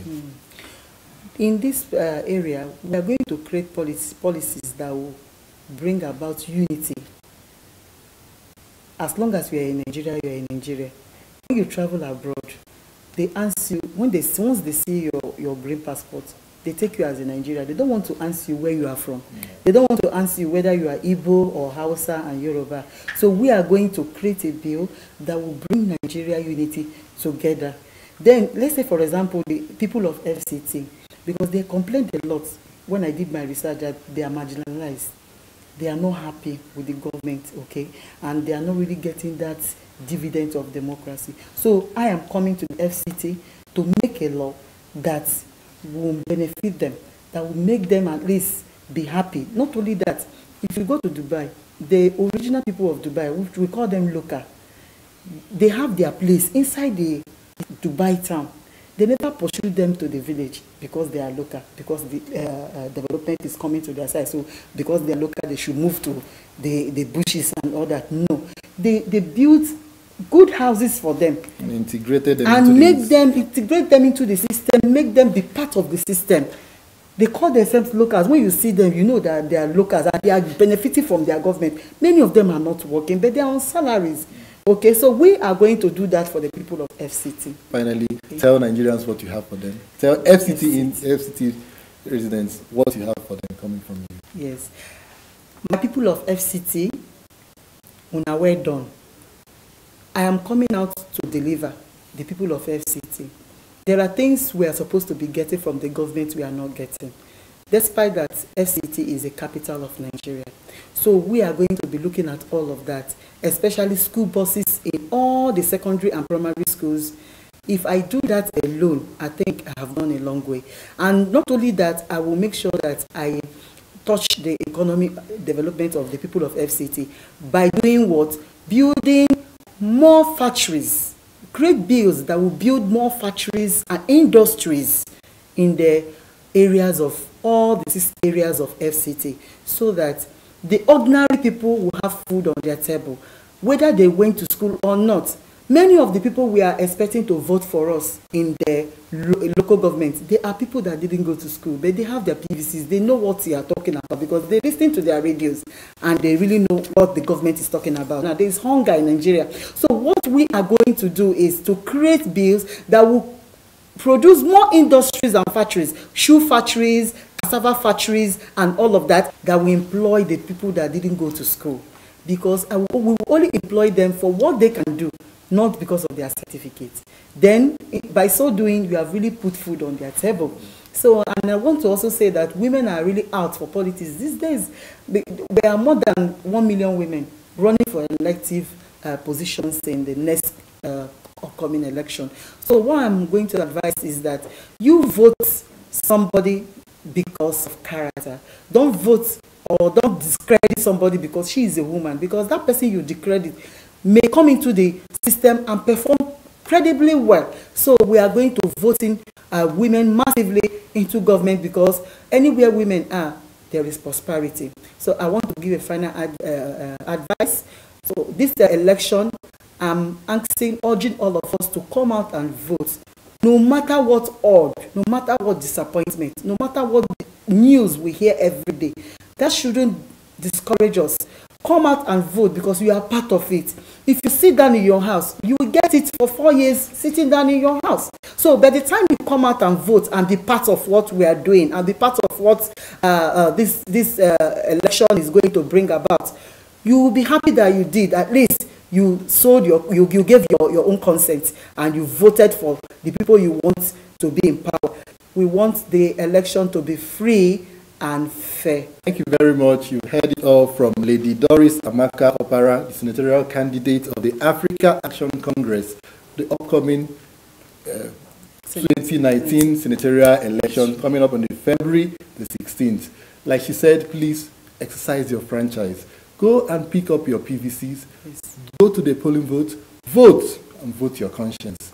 No fighting, no killing, no toggery. That's the size of the program. Thank you very much and have a lovely day. Thank you very much.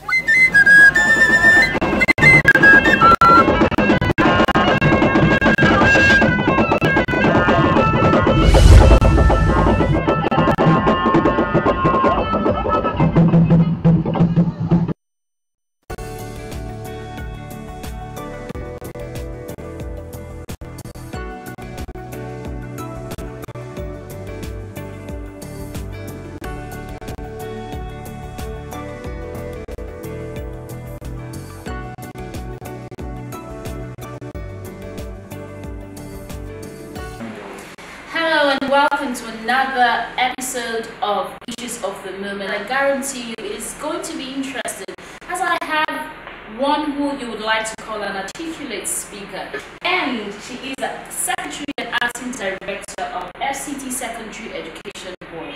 I'm talking about no other than, I know you want to find out, but that will be after this break. Stay with us.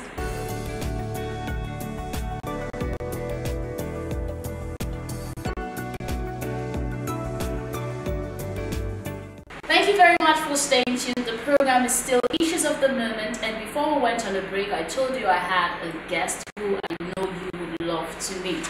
She is Mrs. Namre Emeje, and also the Secretary and Acting Director of FCT Secondary Education Board. You're welcome, madam. Thank you very much.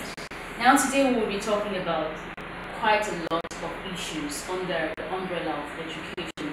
And you see, education is something that we cannot rule out in any nation at all, at any level. So, speaking of secondary education, let us start this way. What is the importance of secondary education in Nigeria?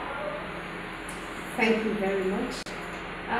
You see, secondary education is very, very important because it's like the midway to your achieving your goal in life. When you are born, you go to nursery, you go to primary school. All these stages, you are guided by your parents who keep taking you to school, you come back. Junior secondary school is actually free. From primary to junior is actually free in Nigeria. So that is compulsory for everybody. But you see, when you get to secondary education, from that point, you begin to find that students are getting more mature to begin to choose what they want to become in life. And so secondary education, without secondary education, you cannot go to tertiary. And so secondary education, very, very important, though neglected, so to say, because in Nigeria, secondary education is not compulsory. But junior education is compulsory. That is the basic education, is compulsory, and that is why it is free.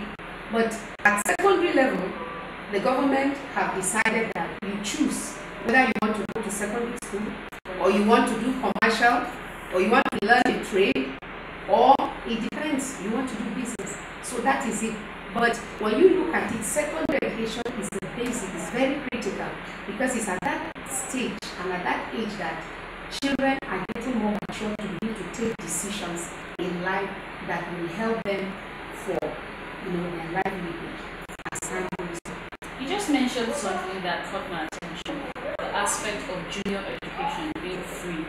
Does it mean that anybody who wants to attend any government school at junior level could walk in without the financial empowerment and is sure to be sponsored through it by the government? Very well. That is what it is. I want to believe a lot of people are not aware of this, so this is actually good news to those who didn't know about it.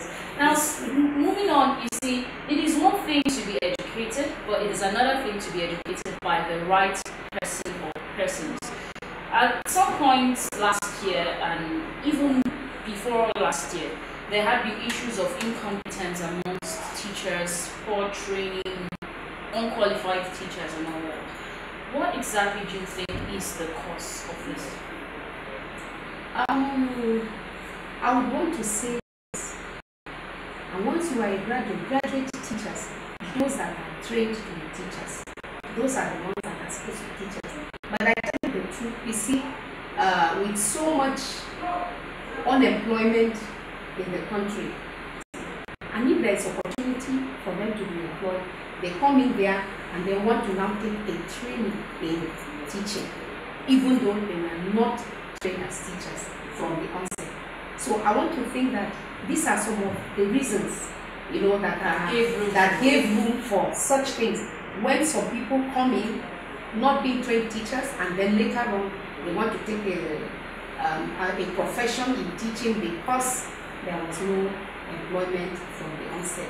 But for us in secondary education board, what we do is that even if you are not a trained teacher and you have to be employed, you would promise us that within the first year of employment, you must go and then attain a postgraduate diploma in education.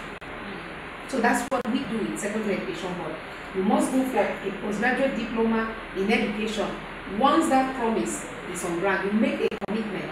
Then written, yes, we have a form that we fill, and then we give you fill the form, say that within 1 year you go for your PGD, postgraduate diploma in education. So that helps you to bridge the gap in education.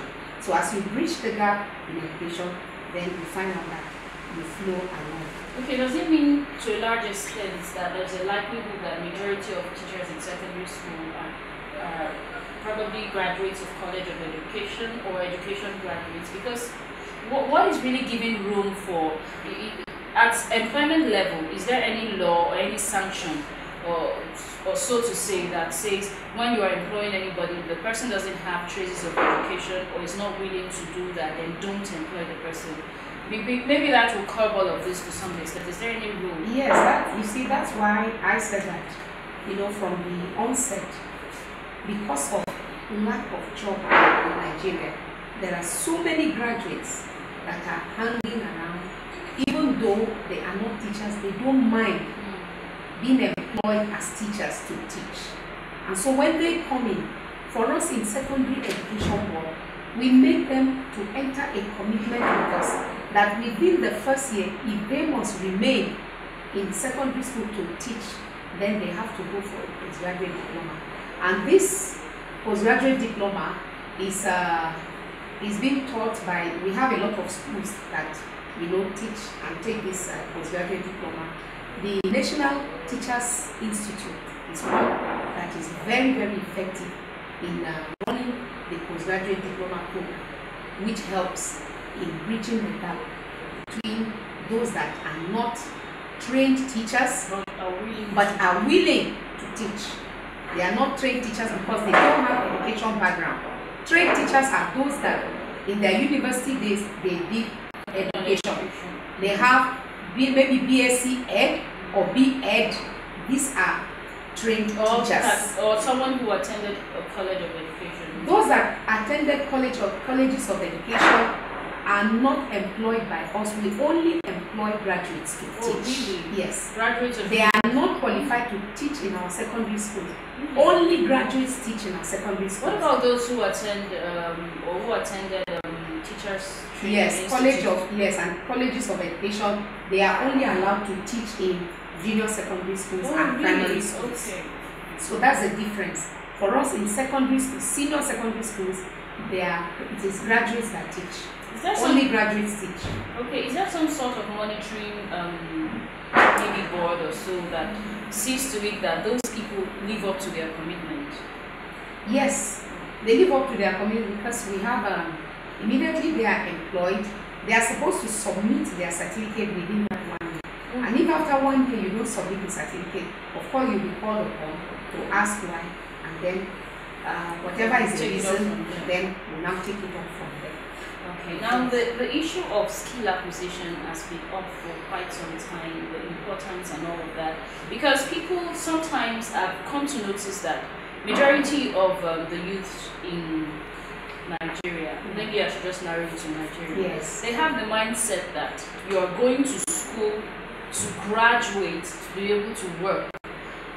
not really most of them know that you could actually be in school and be doing something by the side, acquire skills if possible, and then empower yourself. So at secondary school level, is there any provision for skill acquisition for students so that when they leave secondary school, even before getting admission into the university, they're empowered skill-wise? Thank you very much. Very, very interesting, and I think it may interest you to note that for us in Secondary Education Board, we are already on top of that situation concerning skills acquisition. And in 2012, the NERDC came up with a new curriculum on trade subjects that every school, secondary school, senior secondary school, must offer trade subjects. And what are these trade subjects? We have trade subjects like fisheries, poultry, garment making, tailoring, bricklaying. We have a retinue of about 35 subjects that make up the trade subject, 35 of them.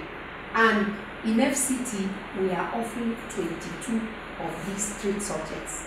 And so our students are doing fantastically well on this skills acquisition. So we teach them, and every child is expected to take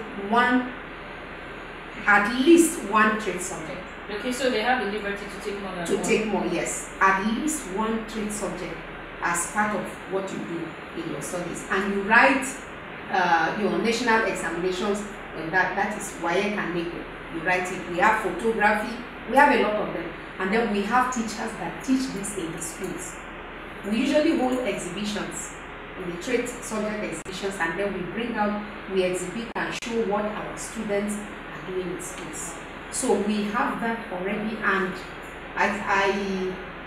we also have this partnership we have with the Sage Nigeria, which is a kind of an outfit that help children in this an advancement of entrepreneurship.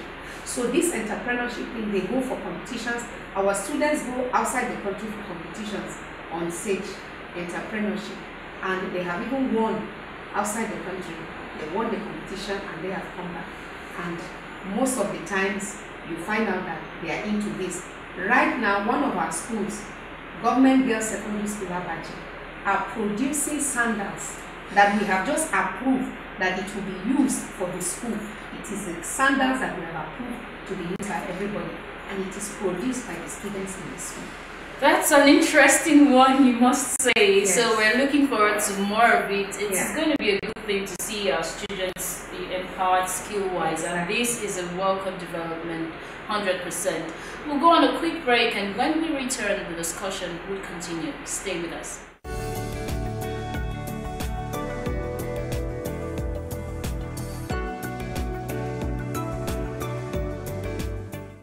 The program is still Issues of the Moment, and I'm still speaking with Mrs. Namure Emeje, and we are talking about secondary education in Nigeria, everything you need to know about secondary education in Nigeria. She is an embodiment of all the information you need to find out. Just throw it at her and she gives it back to you. Still talking secondary school. One very, very pertinent issue that is eating deep into the system is cultism. But we find out that it is usually played down on at secondary level. They make it seem like it is only at university level that cultists exist. Now, what do you think what is the situation of things as far as cultism is concerned, secondary school wise?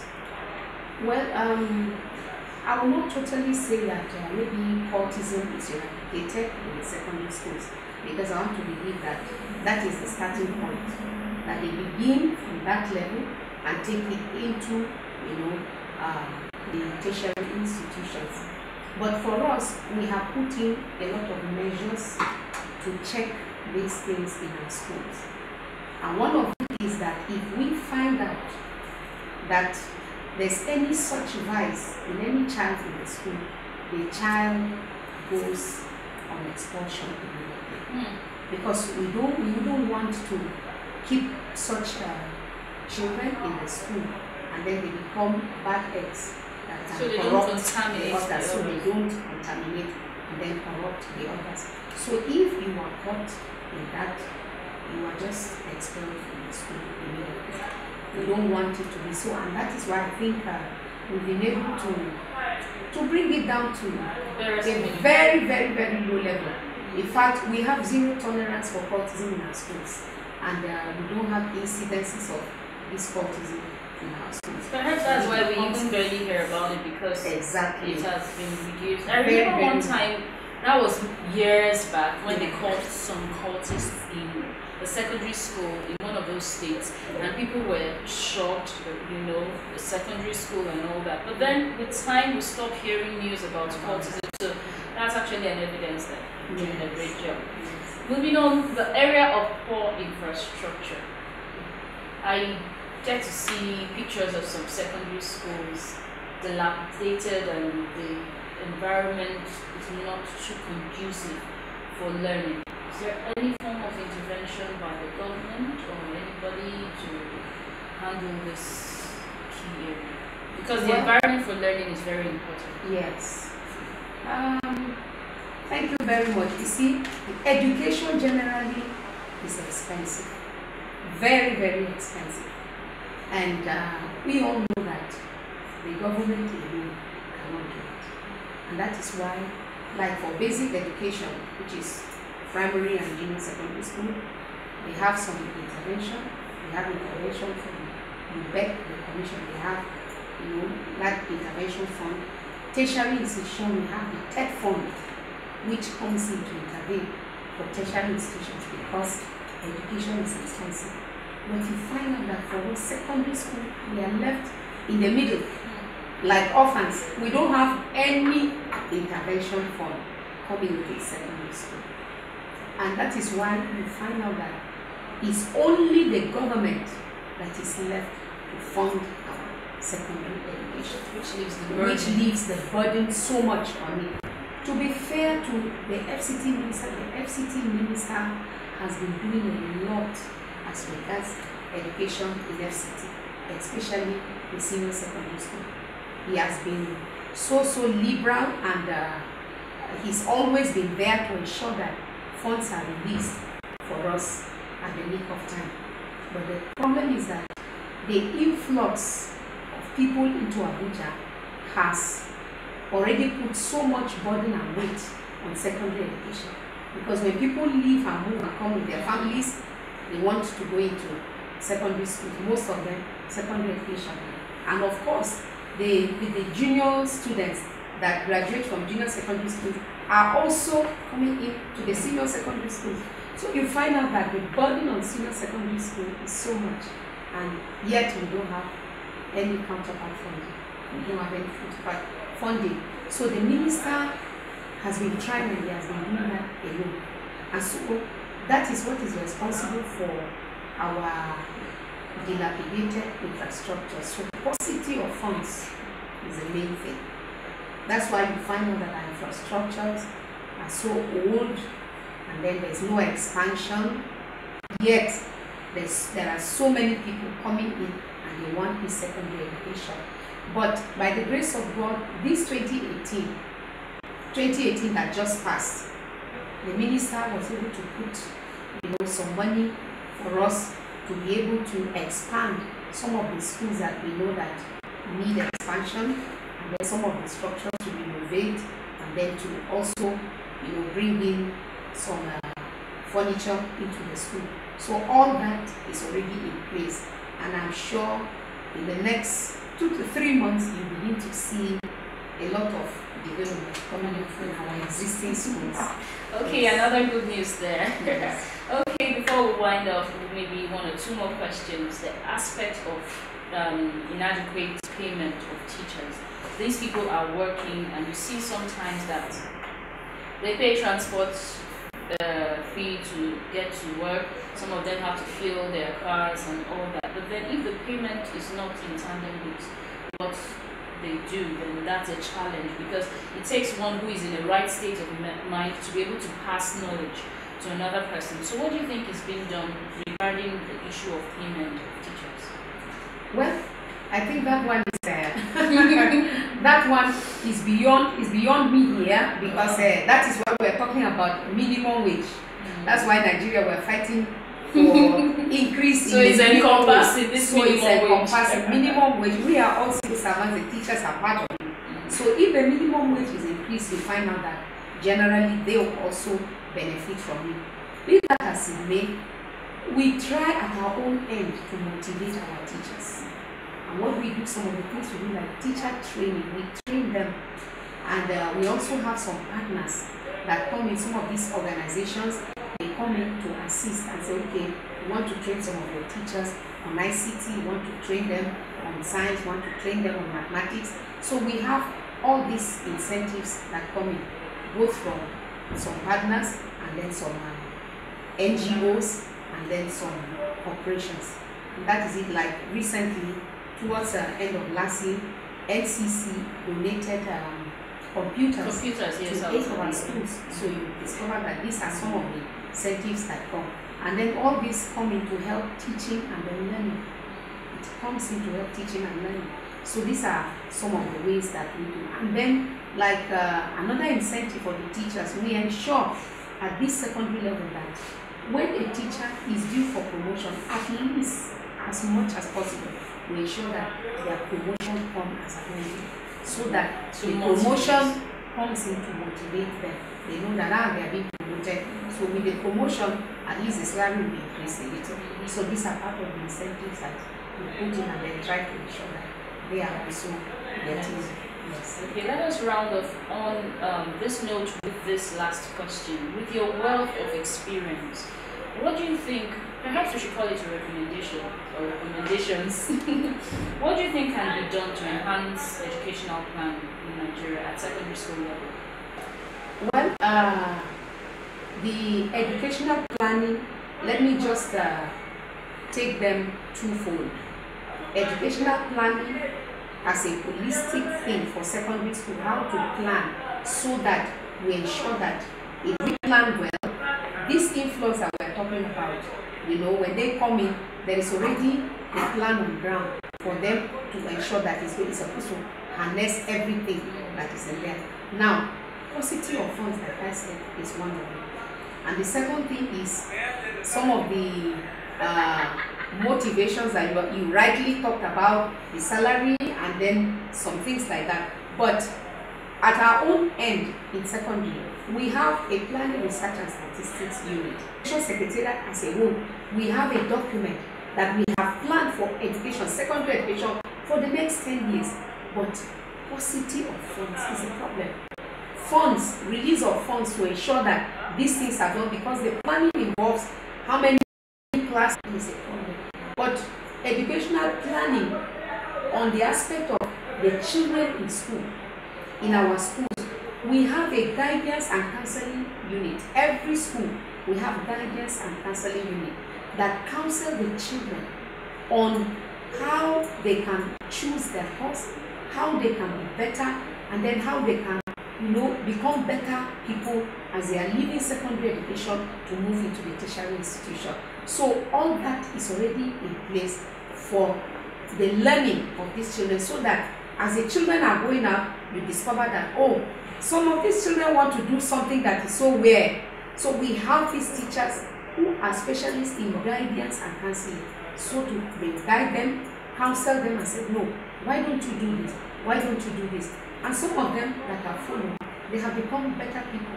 We also have some scholarship schemes that some of these embassies are also giving to us. So we have a lot of our children, some of our students in China, we have some of them in America. They're giving them on scholarship, and they are there from public senior secondary schools. So you can see that the minister is really doing a lot in education.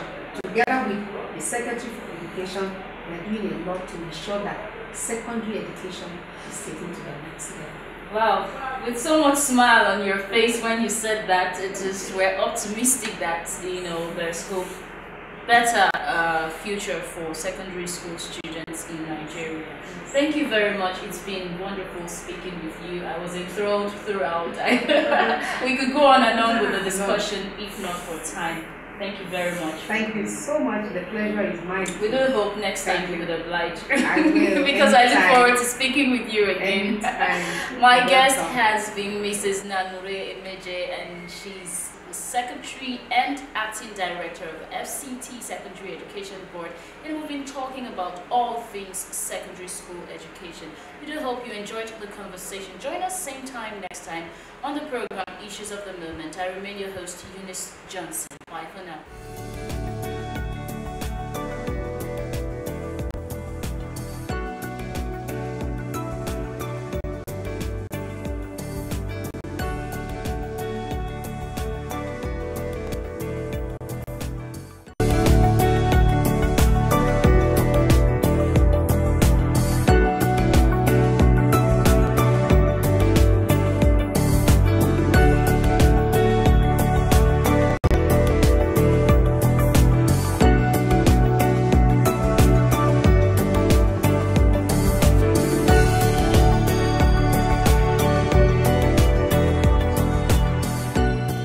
Everyone is talking about politics in Nigeria these days, for obvious reasons, of course, and it would not be totally out of place if we also tilt towards discussing issues making waves in the Nigerian political scene. The program is still Issues of the Moment, but today it will take a different turn as you'll be joining just me, no guest, talking to you about current issues. But not to worry, we'll also get to hear various opinions from Nigerians on the issues I'll be discussing. Stay with us. Now, if you didn't know what a body bag meant, it is a bag used for carrying a corpse from a battlefield or the scene of an accident or crime. Well, quite a weighty one there, you would say, but that's not for me to judge. So let's go into the streets to find out the reactions of Nigerians to the statement. El-Rufai is not even supposed to be a leader in Nigeria in the first place. He's just been privileged to be there. And by virtue of his attitude, it does not portray, it doesn't give any image as a nationalist. Number one, calling for violence during our election is anarchy. That is the first thing. He's calling for anarchy. If El-Rufai in 2012 said, if we kill a Fulani man, definitely you will pay for it. Time shall come that you pay for it. It's about death, cops. Why are you threatening them? You invited them to come to observe our elections, and you're threatening them because they want to observe your elections. That means there's a plan you have about these elections. That at least El-Rufai should retrieve or retract that statement, unless he's speaking on behalf of the government. But I don't think he's speaking for APC. He's speaking affairs of this country. That's exactly what he's saying. Trust Nigerians when it comes to sensitive talks like this. They're ever ready to reel out their strong points. Moving on, just like people betting when it comes to sporting polls, we have reasons to believe that some Nigerians might be in the game of predicting who they think will wear the next presidential crown. As far as the 2019 presidential race is concerned, Issues of the Moment crew also took to the streets of Abuja to find out what the predictions of Nigerians are on the possible outcome of the presidential elections. My opinion as political. Let the best win. I pray and I believe I should be optimistic. I pray I believe that it should be free and fair elections. I'm not predicting any evil, but I also want to call Nigerians that please, every one of us, we should actually make sure this election is peaceful for our own interests, for our own children. So who do you think should win? Based on permutations, anywhere, both of them are really doing very well. APC and PDP are really almost close mark. I think I'm seeing PDP clicking little because of a structural agenda. I think I'm a youth. I support the restructuring of this country. And any government that actually observes that as a part of policy will try to have the support of Nigerians. Actually, if you look at it, the incumbent government, they have been on the edge. They have, if you look at the campaign, how they are pulling crowd, but we are not depending on that. It is only God we are looking up to. I'm believing God, we need a change actually. Because we didn't, what we expected in this current regime is not what we actually anticipated. But I strongly believe God that God will give us a better leader. Okay, I suppose it's up to you to decide who your winning candidate will be, but that can only come true if you go out and exercise your franchise on that day. Make sure you vote, and wisely too. Join us again next time on Issues of the Moment. I'm your host, Eunice Johnson. Have a great time.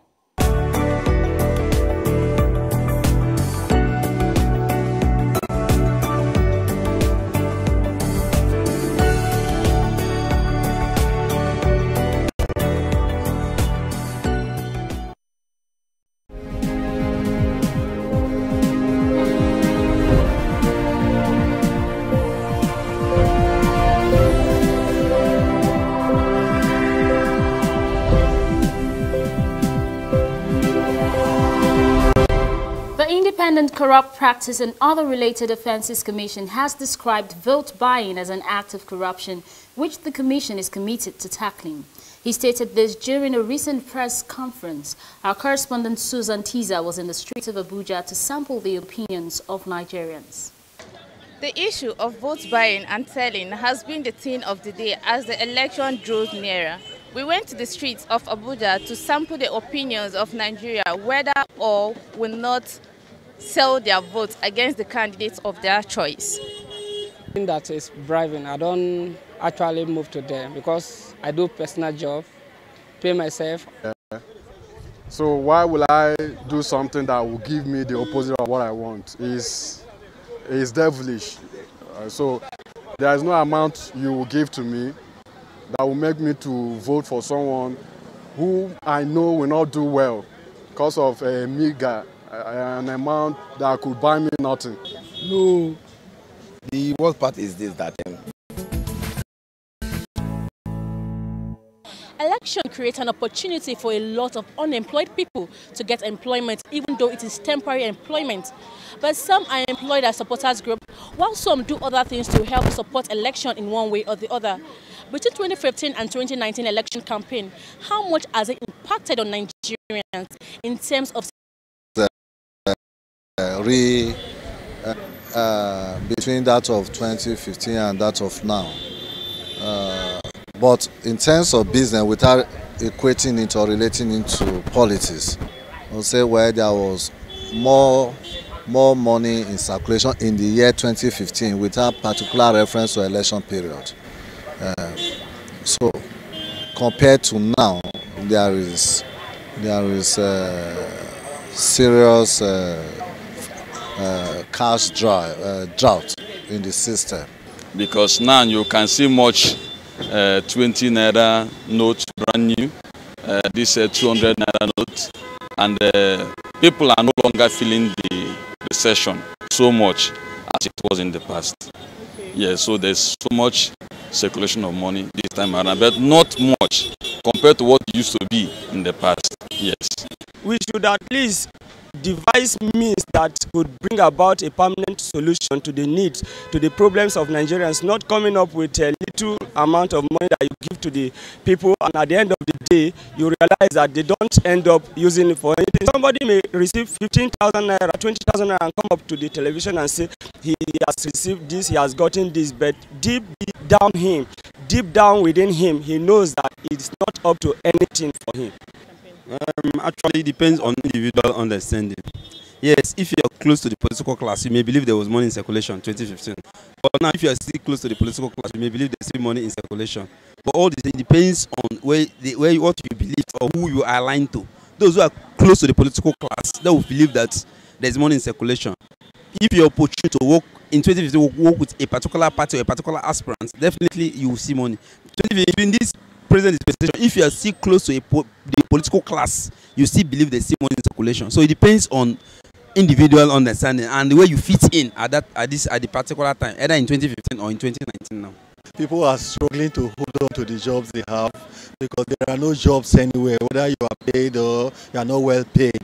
You just manage what you have. So I don't think there is any hope for any job for anybody right now. Probably after the elections, maybe something good might come, but nobody's using that employment in as a campaign strategy right now. So I don't think it's not a way to get a job right now. Maybe people just get together because of the little money they might get from supporting a particular candidate. But even right now, money has not been released. Even people managing funds, they complain that the parties have not released money for them to act. That's the much we have for you today on Business News. I am Chiwendo Sisiago. Thanks for watching.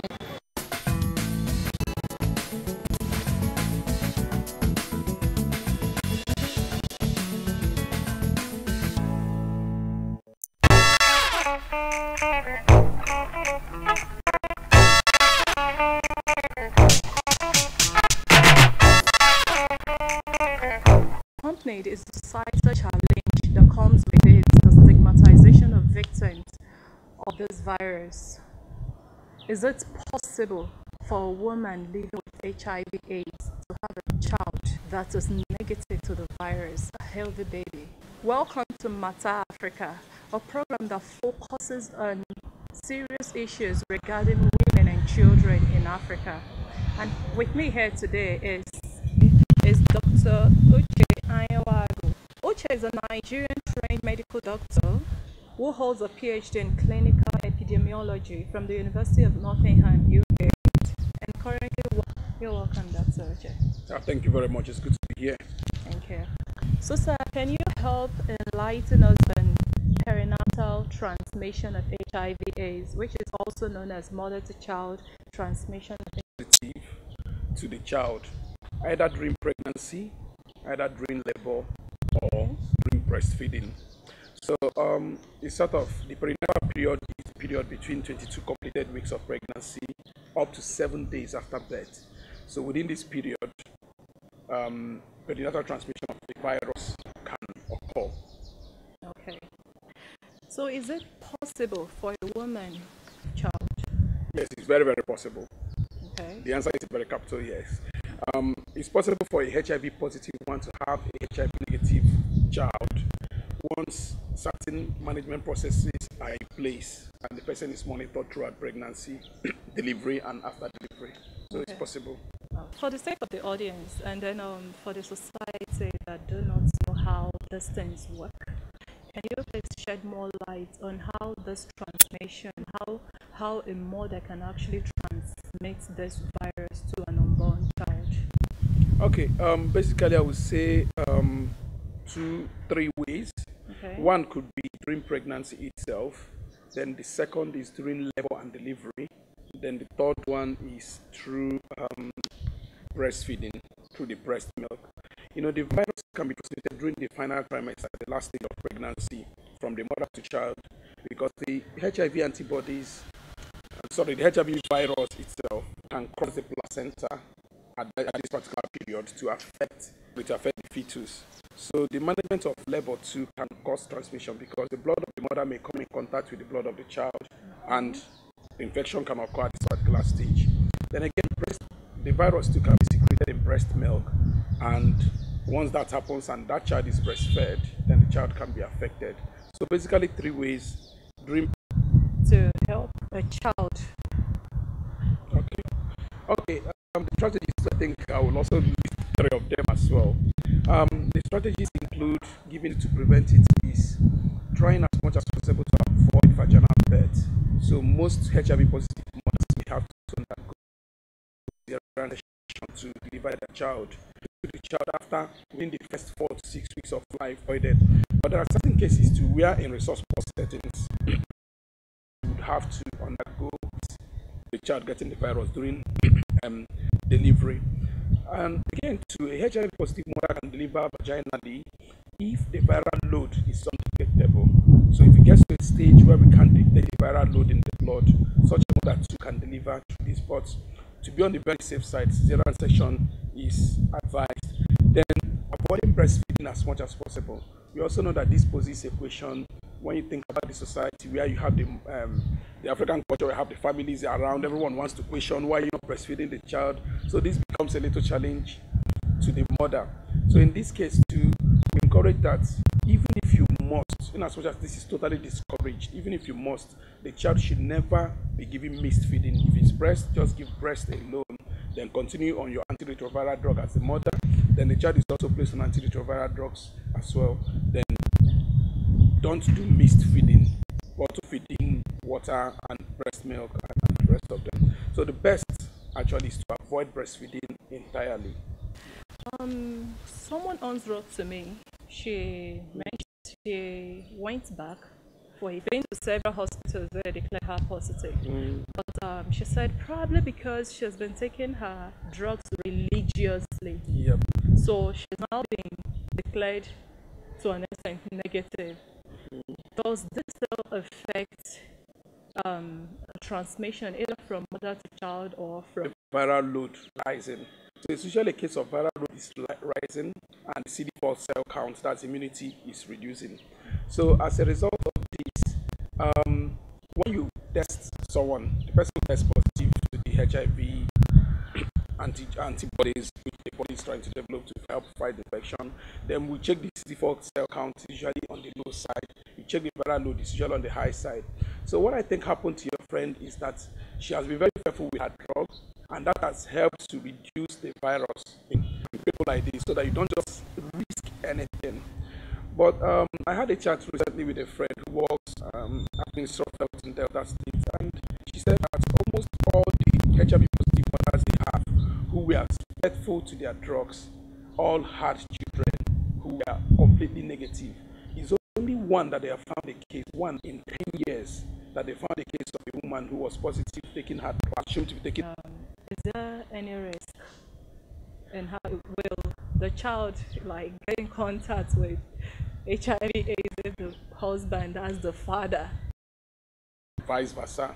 So that is discouraged. For all the same too, when HIV positive couple meet and have sex and the wife is pregnant already, doesn't have any chance of affecting the baby per se. Okay. Yeah. So, for a positive woman, Yep. a woman is positive and she plans getting pregnant. What are those things she should take into consideration first before getting pregnant? Are there things she should do? Okay.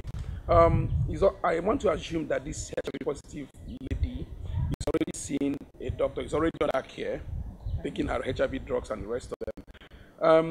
From my little experience working on an HIV unit while I was doing my residency in public health, we plan it together with them based on the factors on ground. We can advise, okay, madam, you can get pregnant now. You can attempt to get pregnant at this particular stage. And most of the things we try to determine is the person's health status, generally. Then you also determine the person's viral load, CD4 cell count, because pregnancy itself weighs every lady down. So if someone is already immunocompromised and is also getting pregnant again, it worsens the situation. So in this case, you have to work up and make sure that all the parameters, all the necessary parameters are okay.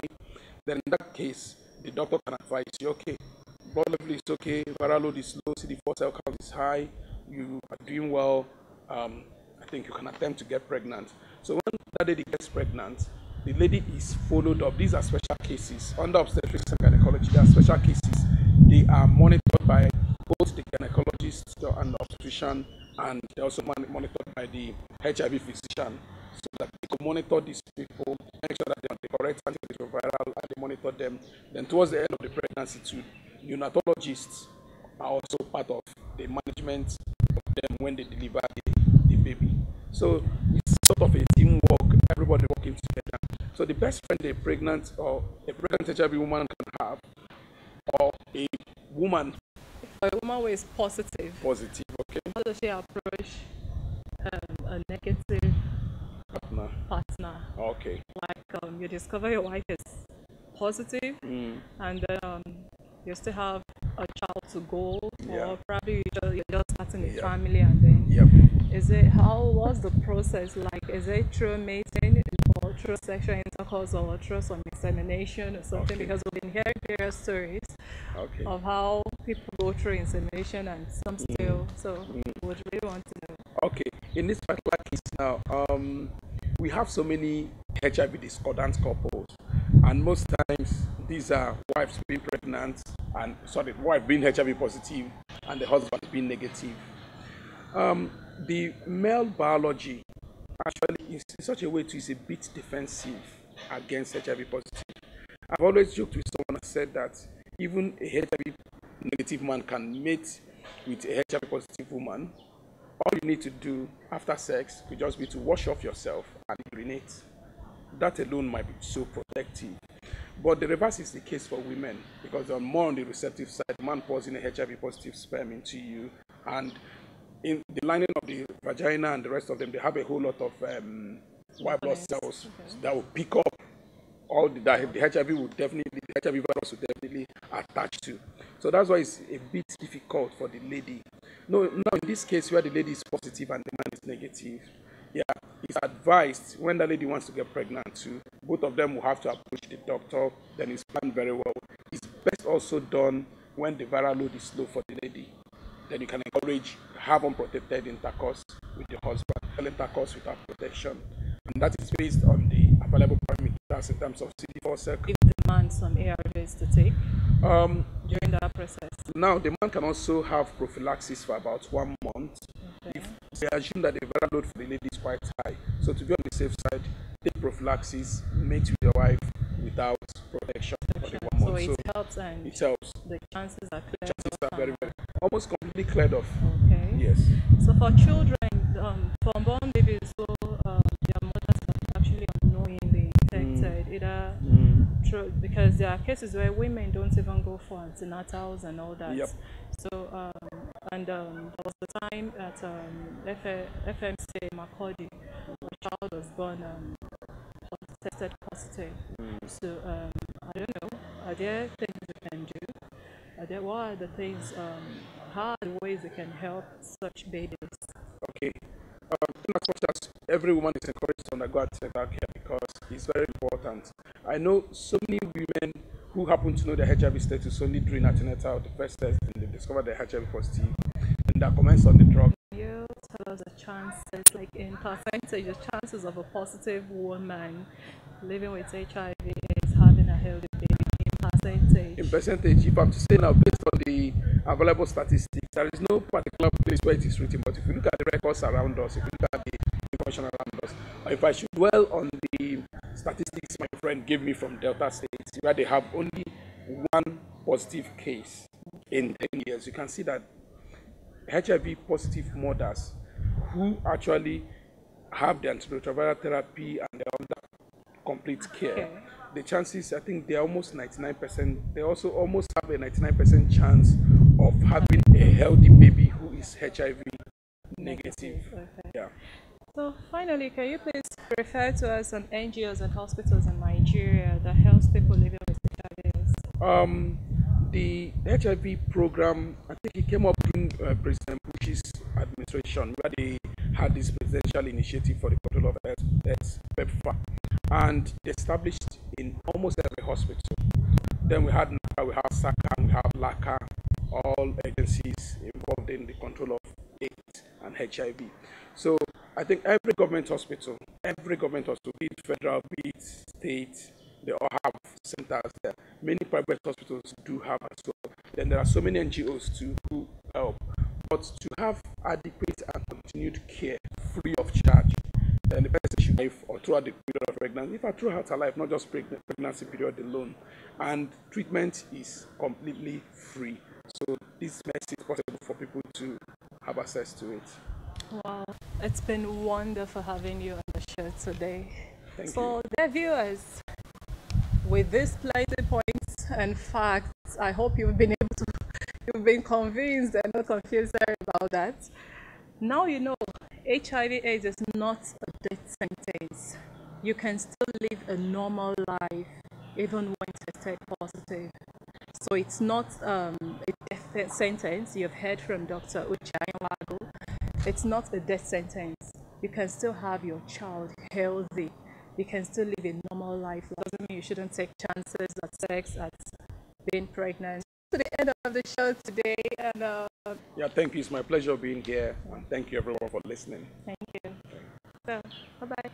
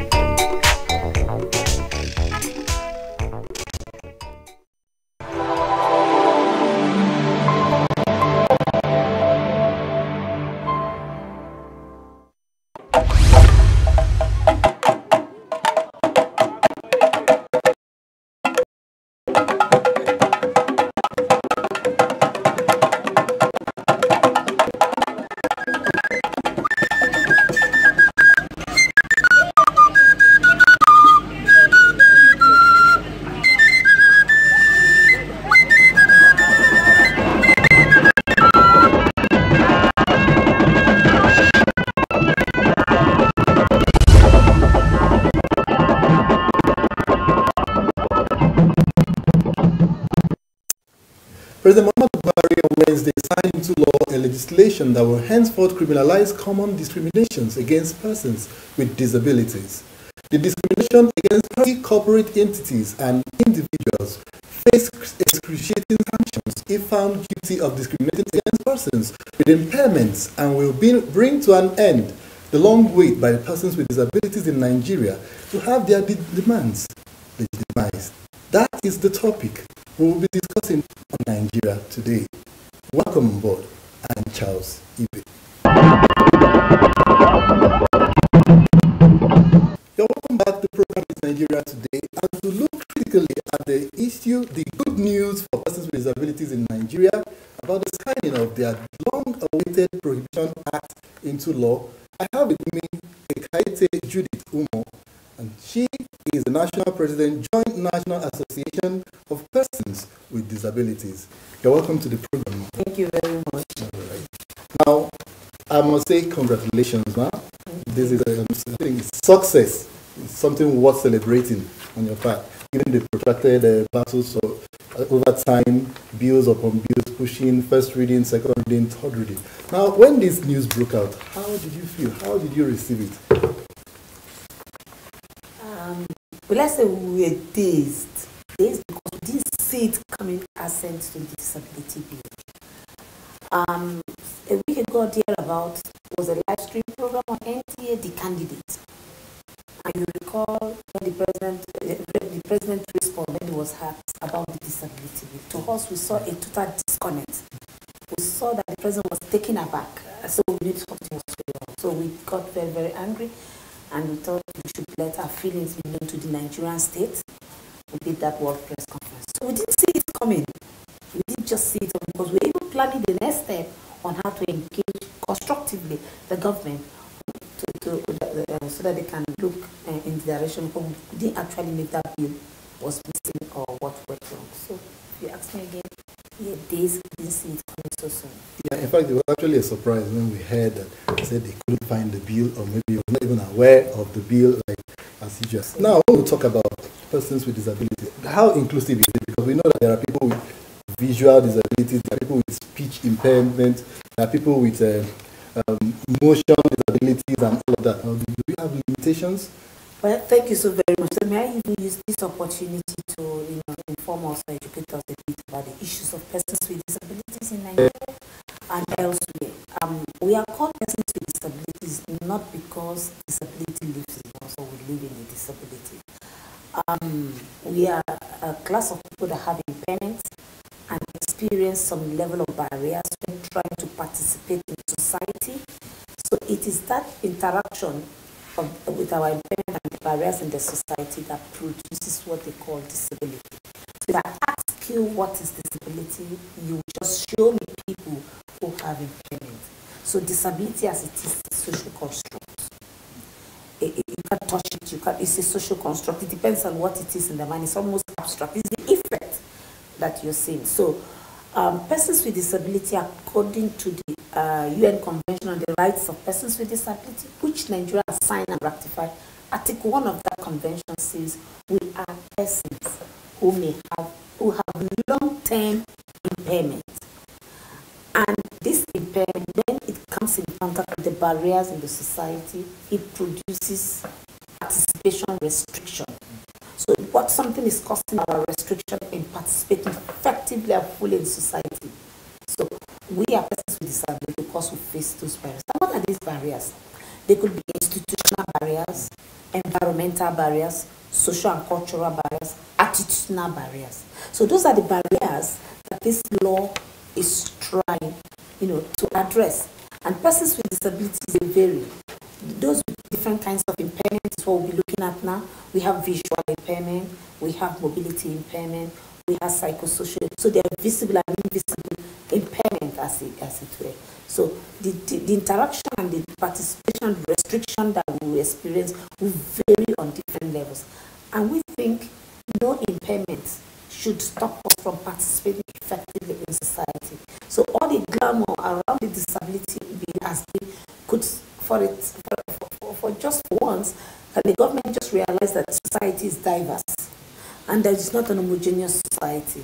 and that people have impairment live in this society. They have rights.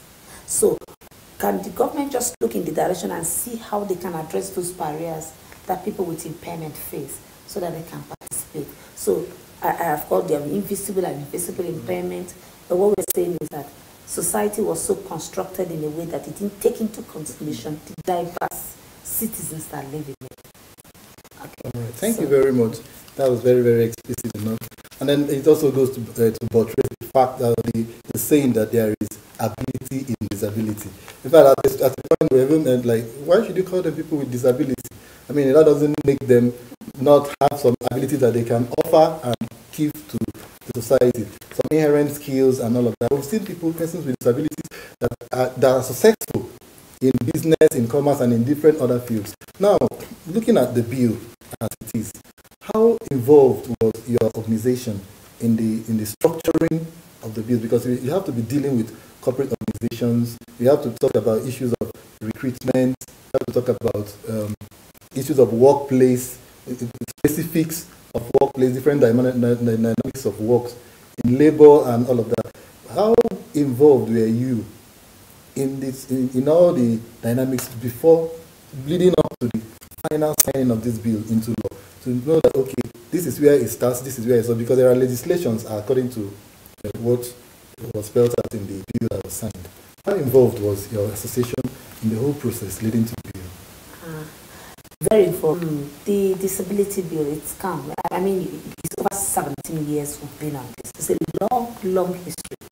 This back to 2001 when Honorable Chirundu was the speaker then of House of Reps, or deputy speaker if I recall, and we started looking at, you know, a law that will actually protect the rights of persons, you know, with disabilities. In a long history, and it's gone through several processes, and people have been back and forth. Just to summarize, it's not been easy, and I give it at this point in time to National Assembly. They're always very quick at making sure that this thing goes through and they don't waste time passing the bill. But what we have always suffered is the lack of presidential assent. Previous presidents have just refused to sign, and they've not given us any reasonable justification as to why they did not sign or assent to the bill. And as I speak with you, I cannot reference any document that I know of that has given us a clear answer as to the refusal. So we thought there was something maybe spiritual around it, or we needed to start looking at it differently. So it's been a long history, and but there were some hidden fears, I think, which was also difficult for them to communicate. So all the information that we got, we were picking it from the sideline and could not actually hold anybody to it. Okay, so but we were deeply involved. We were involved in the design, and several international development partners came in the crafting, in the law. So you can imagine a bill that has been for over 17 years, how involved we've been. And we've always had a clean document, and each time we may go and find something. We were really involved. We were involved both in the process and in the drafting and participation.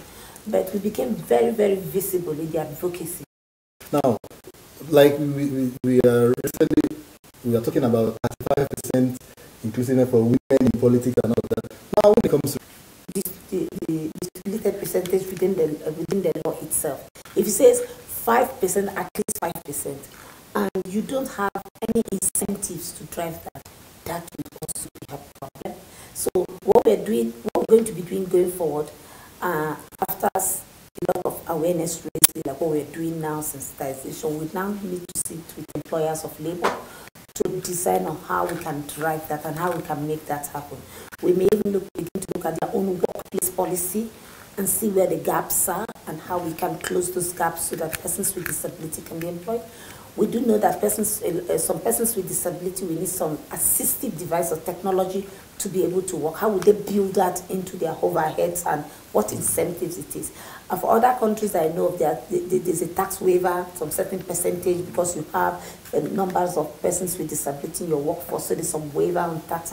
Those are incentives. So these are the things. The implementation is a different thing from what you are seeing here. Mm-hmm. So we're going to sit down to see how we can work together to make sure that we can drive that. Because just saying 5%, that's beautiful, but how? Because they also have, they may have some challenges that we need to work out. So, but we are happy it states that. I mean, it has all the parts. It has, there's a part on adequate standard and living and social protection. There's a section on communal life. There's a section on awareness. There are lots of beautiful sections, you know, on the bill. Although I'm yet to lay my hands on the law. I hope that what we have in the bill is what is in the law. But if I'm just assuming the final copy that we saw is what we have, then we are good to go. And do not forget that the bill has a commission with it. So the functions of the commission is how to be thinking through on how to bring all of this to come to pass. Was it gender specific? Was there any gender issue? Unfortunately, that didn't drive our thinking. I'm happy that there's room for review and you know, we can update and all of that. And not too much of that of gender sensitive. But I tell you, whether it's there in the law, black and white, to find an interpretation to it, so that the commission must have a working document to ensure equality in the implementation of this.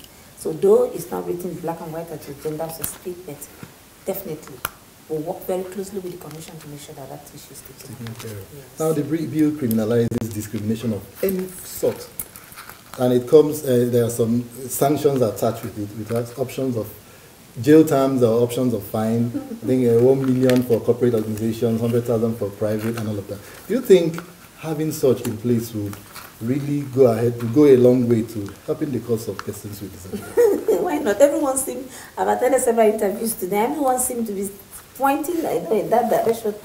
You see, I'm not saying we are a lawless people, but we in the past, we violated the rights of persons with disabilities to such level of impunity that I cannot even explain. So I think that portion is not to indict or just put around to scare people, but I think it's to enforce that anti-discrimination aspect of the law that we are talking about. And I'm happy that everyone is looking at it, and I hope I don't do anything that will make me pay 100,000 or maybe pay $1 million. But I think it's just a measure that will help us collectively drive. But I have been telling people, please take your eyes off those 1 million. It's not as if we violate it, but we are going to be doing a lot of sensitization, awareness raising, and get a popular buy. So by the time everybody knows what it is, I don't think we'll be going out of our way to violate this. But I think it's just to show the seriousness of the law. And it to go to some extent to making sure that the violations reduced to minimum. I mean, people will always break the law, but it won't be with that level of impunity as it used to be. Yeah, because the law, they say, is meant to be broken sometimes. And then as an organization, I believe you have several departments and all of that. Like you kept mentioning implementation, and that is the bane of most of the policies we have in Nigeria. Now, coming to this, because this is a very, very sensitive area. In fact, I think it was last week or 2 weeks thereabout that we were with the Albino Foundation, and they were celebrating that, they had some engagement with government about this upcoming 2019 election on visually impaired persons. They will not be able to stand in the sun, and then the government had considered to give them some places there that they can vote, make provisions for them to vote comfortably during the elections. Now, as an organization, do you have units within your organization, and also the commission that comes, that you mentioned, that to help to drive the processes involved? Do you have units that, like enforcement unit, to ensure that, okay, this person or that person's rights were violated, and okay, this is where I will go to get a redress and make sure it happens? Do you have such arrangements within your organization? Well, the Joint National Association of Persons with Disabilities, an umbrella body of all disabled peoples or persons with disability, and organization of persons with disability together. I use the word, you hear me here to use the word disabled people. British will not, they will keep saying disabled people. American will say persons with disability. So I'm using that interchangeably. Now, we are an advocacy-based organization, and we are in the 36th state of the Federation, including Abuja and 37. What is our function? It's advocacy, to draw government's attention to issues of persons with disability, to work collectively to promoting those issues and make sure that our rights are protected and development we are getting on an equal basis. with others.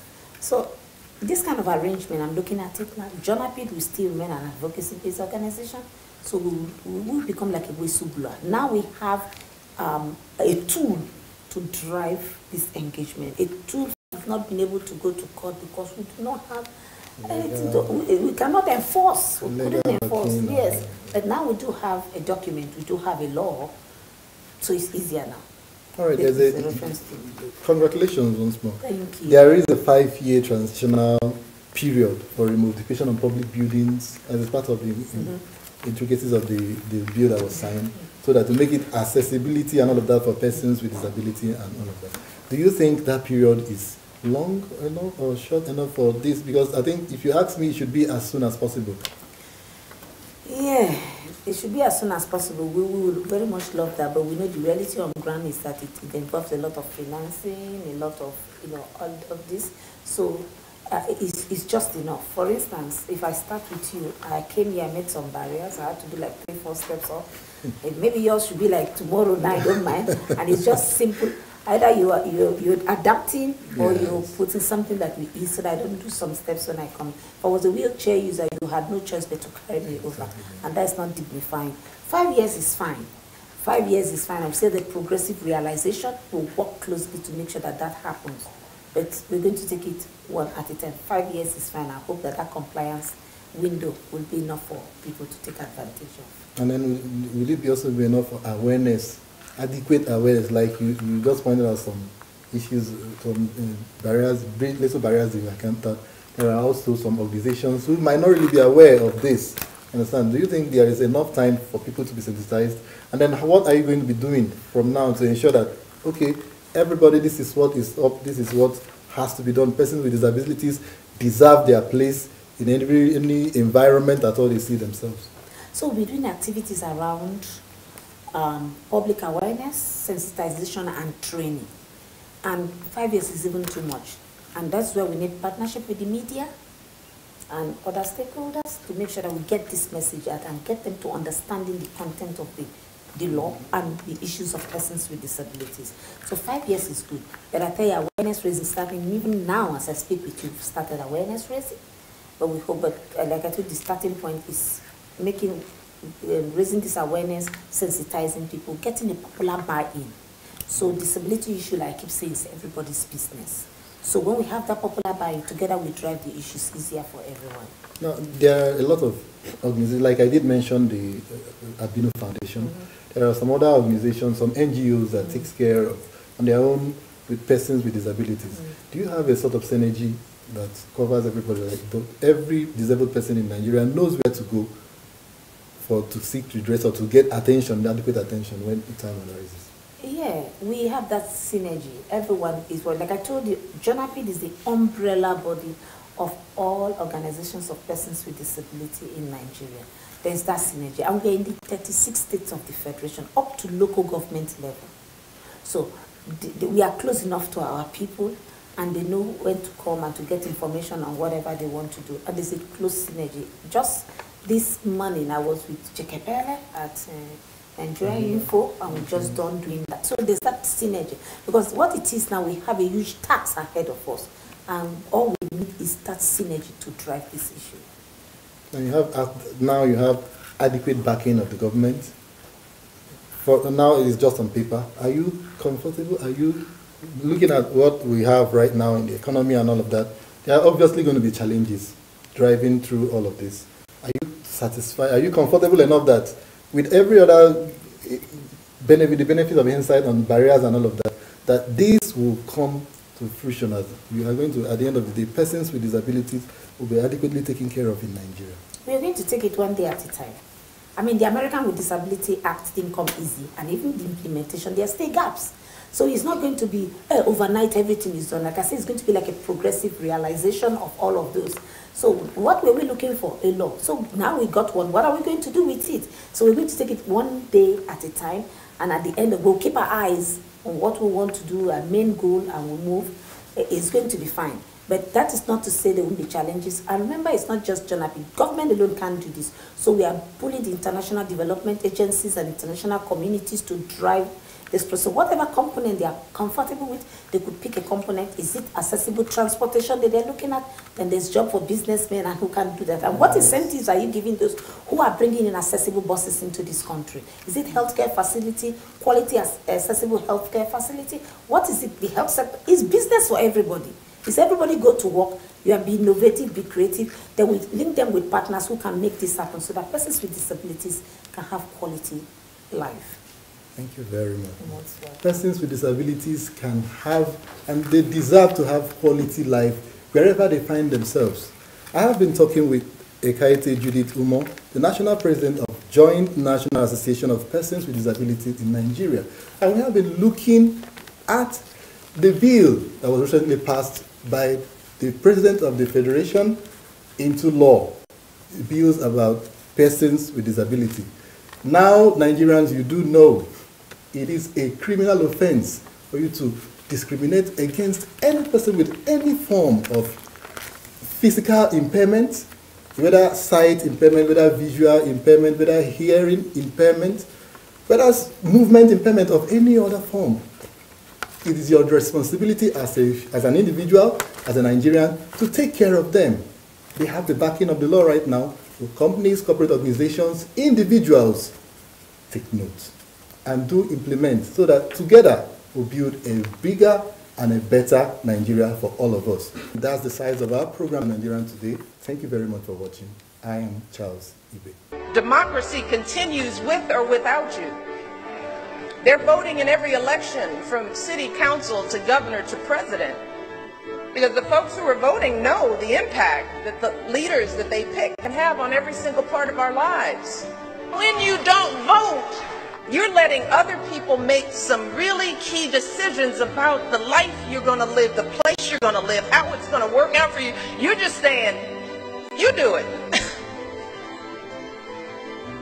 And you may not like what they decide. You might not like living with the consequences of other people's choices. But that's what happens when you stay home. You're essentially putting your future in the hands of others. And the truth is, that's exactly what some folks are hoping that you'll do. The only way to make change in this country is to get out and vote for the change you're looking for. It is not about the leader. The power of our democracy is in us. The person that you're looking for is standing in your shoes. You are the person that can save yourself from this. We are our heroes. We are our leaders. That doesn't change. And it doesn't matter who runs. It's on us. Just vote.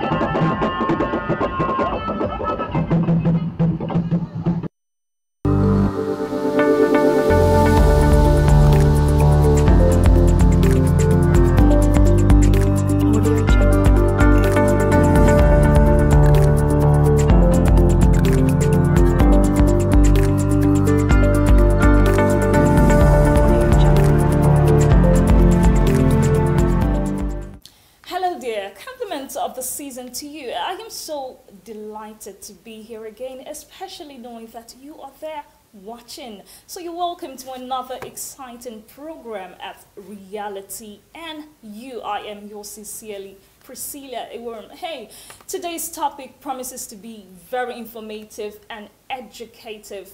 Have you ever wondered why sometimes, you know, when you wake up in the morning, you don't feel happy, you don't feel excited that, oh, you're going to work?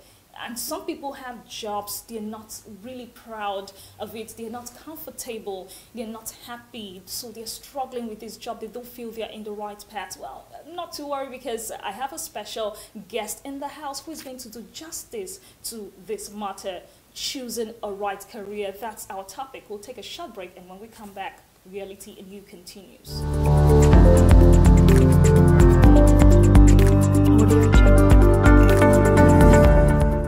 Welcome back. Thanks for joining us. If you just walked in, this is Reality and You. And I told you I have a guest, a special guest. He is a trained organizational behaviorist. cognitive therapist and human resource professional with over 6 years of experience.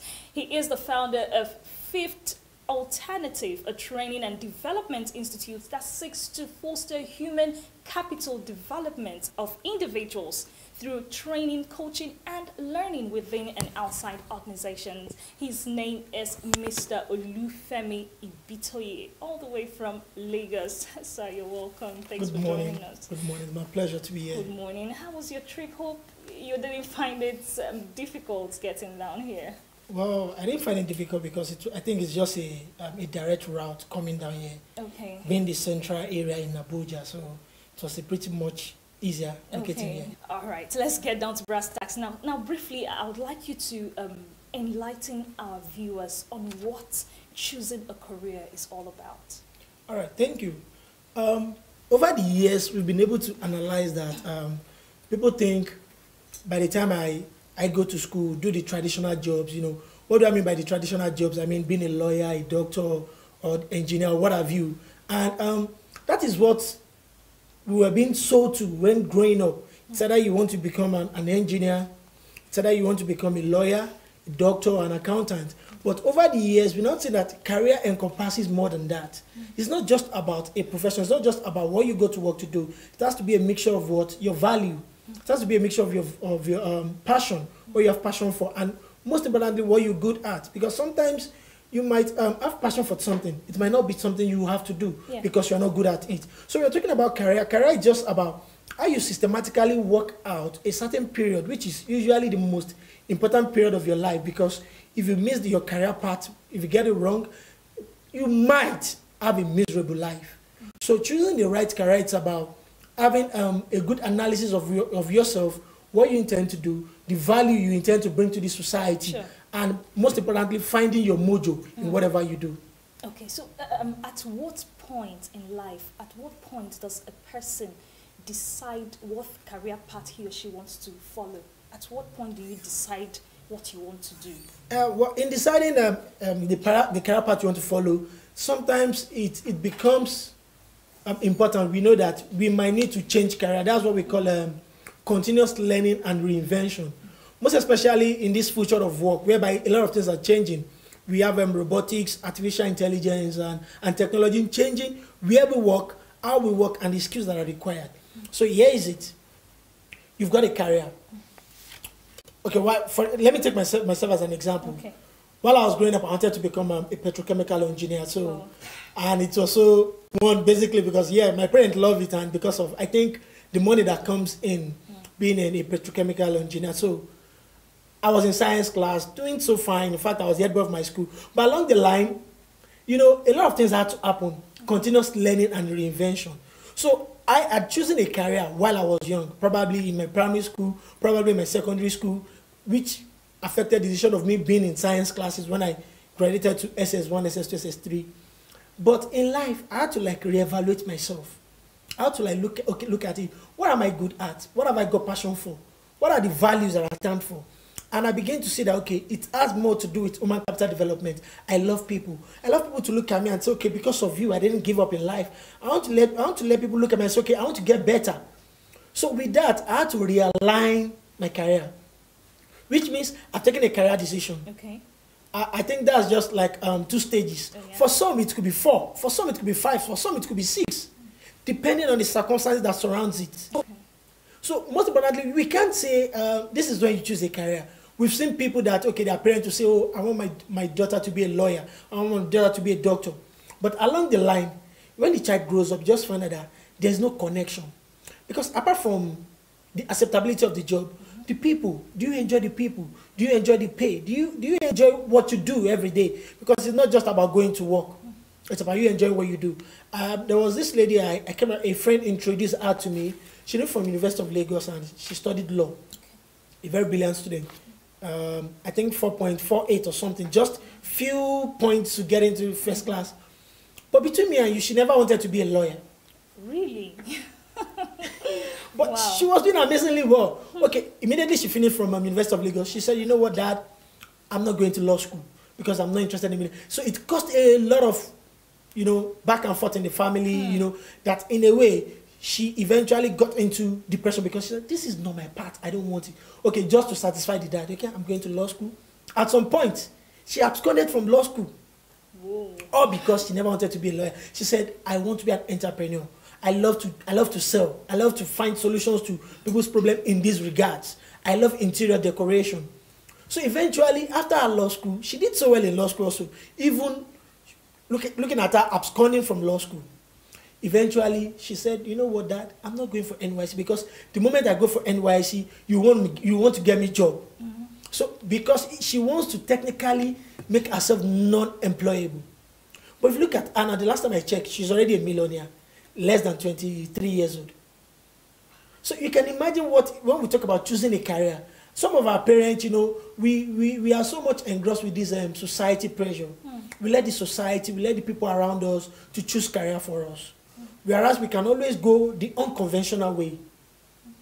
Most especially in this present world we are, you know, we talked about the future of work, which is making everything to change our work. It is affecting everything we do across board. Okay. So imagine if, let me take for an example, you choose yourself as a programmer. You're very good with JavaScript. That's a career you've chosen for yourself. In year 2099, 2002, hot cake. But I'm telling you, in this 2018 we have presently, you are no man hot cake. So it's either you reevaluate the career you've chosen. You have to know a bit. You have to be a bit of a full stack programmer, as in knowing some other programming languages, and you have to be able to understand artificial intelligence and robotics. So you understand, sometimes you can be on the same career path, but you need to reinvent yourself. Sometimes you can make a total 180-degree turn, like move from the left to the right. So choosing a career doesn't have a specific time. You might need to reinvent yourself. And the truth is, I've seen the best I've seen in their field. They have actually reinvented themselves. They've actually reevaluated their career. I have a friend, when he was in school, he studied microbiology. Okay. He did so wonderfully well. But now, he's an HR professional and he's doing awesomely well, even more than those who have chosen that career from the beginning. So it's about evaluating yourself. It is not, we can't just do it in hook, line, and sinker. No. You get to a point, what I'm doing, do I find pleasure in it? Mm-hmm. Am I affecting life? And most importantly, am I gaining money? Am I having more money? Because sometimes I've seen a lot of people, as an HR professional, I've seen a lot of people, they will advise you when you're going for job interview, when you're looking for job, money is not important. They try to downplay money in our career. But the truth is, money is really important. Mm. If you have seen people who have excelled in their career, who have enjoyed their career, tell me they are rich. Okay. So we can't underplay money. I agree with you. However, it shouldn't be the primary focus. Okay. You understand? So that we need to consider too in choosing the right career.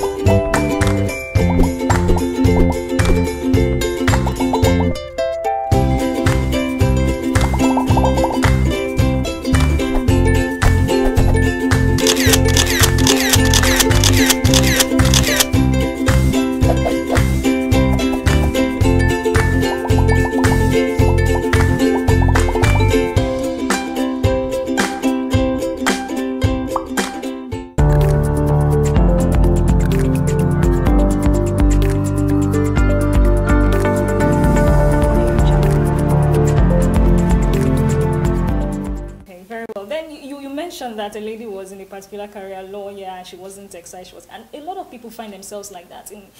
They're not happy doing what they're doing. So what do you think would be responsible exactly for this? Well, two things. And I think I've made mention of one of them. I talked about societal pressure. Okay. We are so interested in the tag.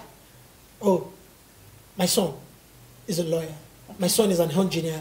My son is a doctor. We're so interested in those big name tags. And the truth is, those guys are not even the rich guys. They're not even the rich guys.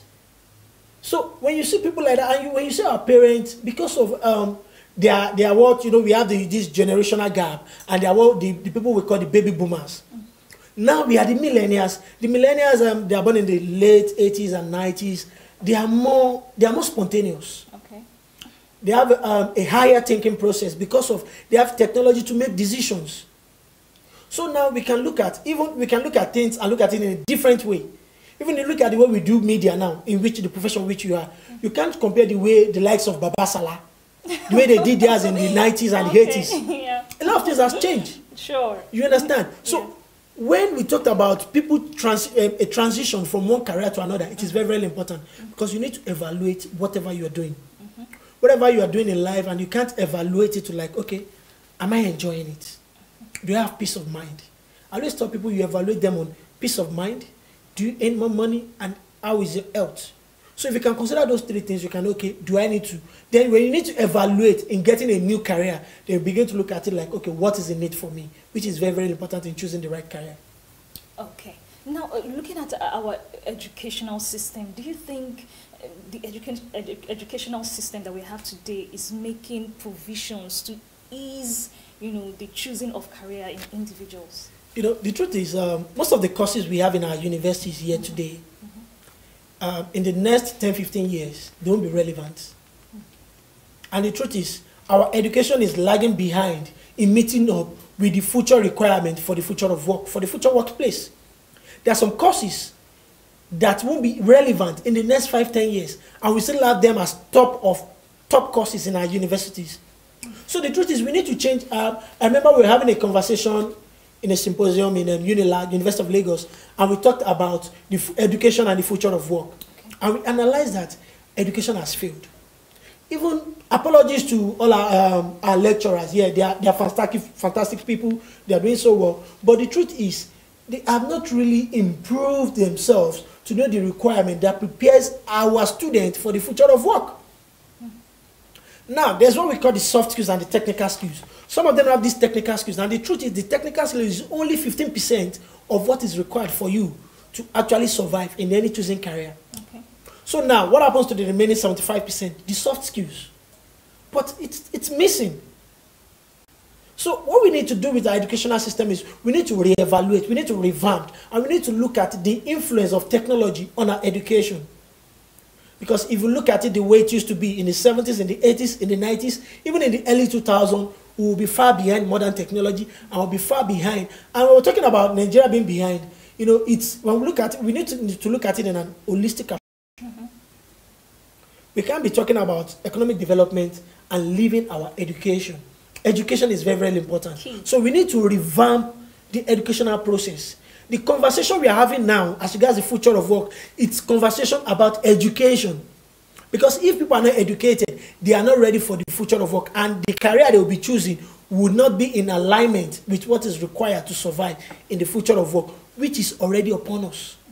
So it is now important for individuals, business, and government to take advantage of this transition, to be able to understand the complexities that are involved in choosing the right career for our people. Okay. Now, some people may be wondering, oh, they are aware they are in wrong career already. They are already there. They are towing the line of a wrong career, and they are wondering, how should I opt out? What do I do? What's your advice for such a person? Well, for people like that, it's so easy. There are a lot of developmental programs. There's something we call, what's it called? IDP, Independent Developmental Program. So this is it. You need to first do an evaluation of yourself. That's like I said earlier. And in doing that, when you evaluate yourself and you say, okay, I'm on the wrong track, you can help yourself through internship. Okay. You can seek for internship. I've seen people who have started a great and awesome career through internship. So when you intern, you'll be able to know that, okay, it seems I'm finding love with this. It seems I want to move along with this. So then too, you have to see what got you here, we never get you there. Okay. For what I'm trying to say is the circle of your network that makes you what you are today, that makes you not to be enjoying the job you're doing presently, they will not be the one that will take you to the next level of your career. So you need to reevaluate that and get new network of people around you, a social network of new people around you. Okay, for example, I need to transition from being a petrochemical engineer to an HR professional.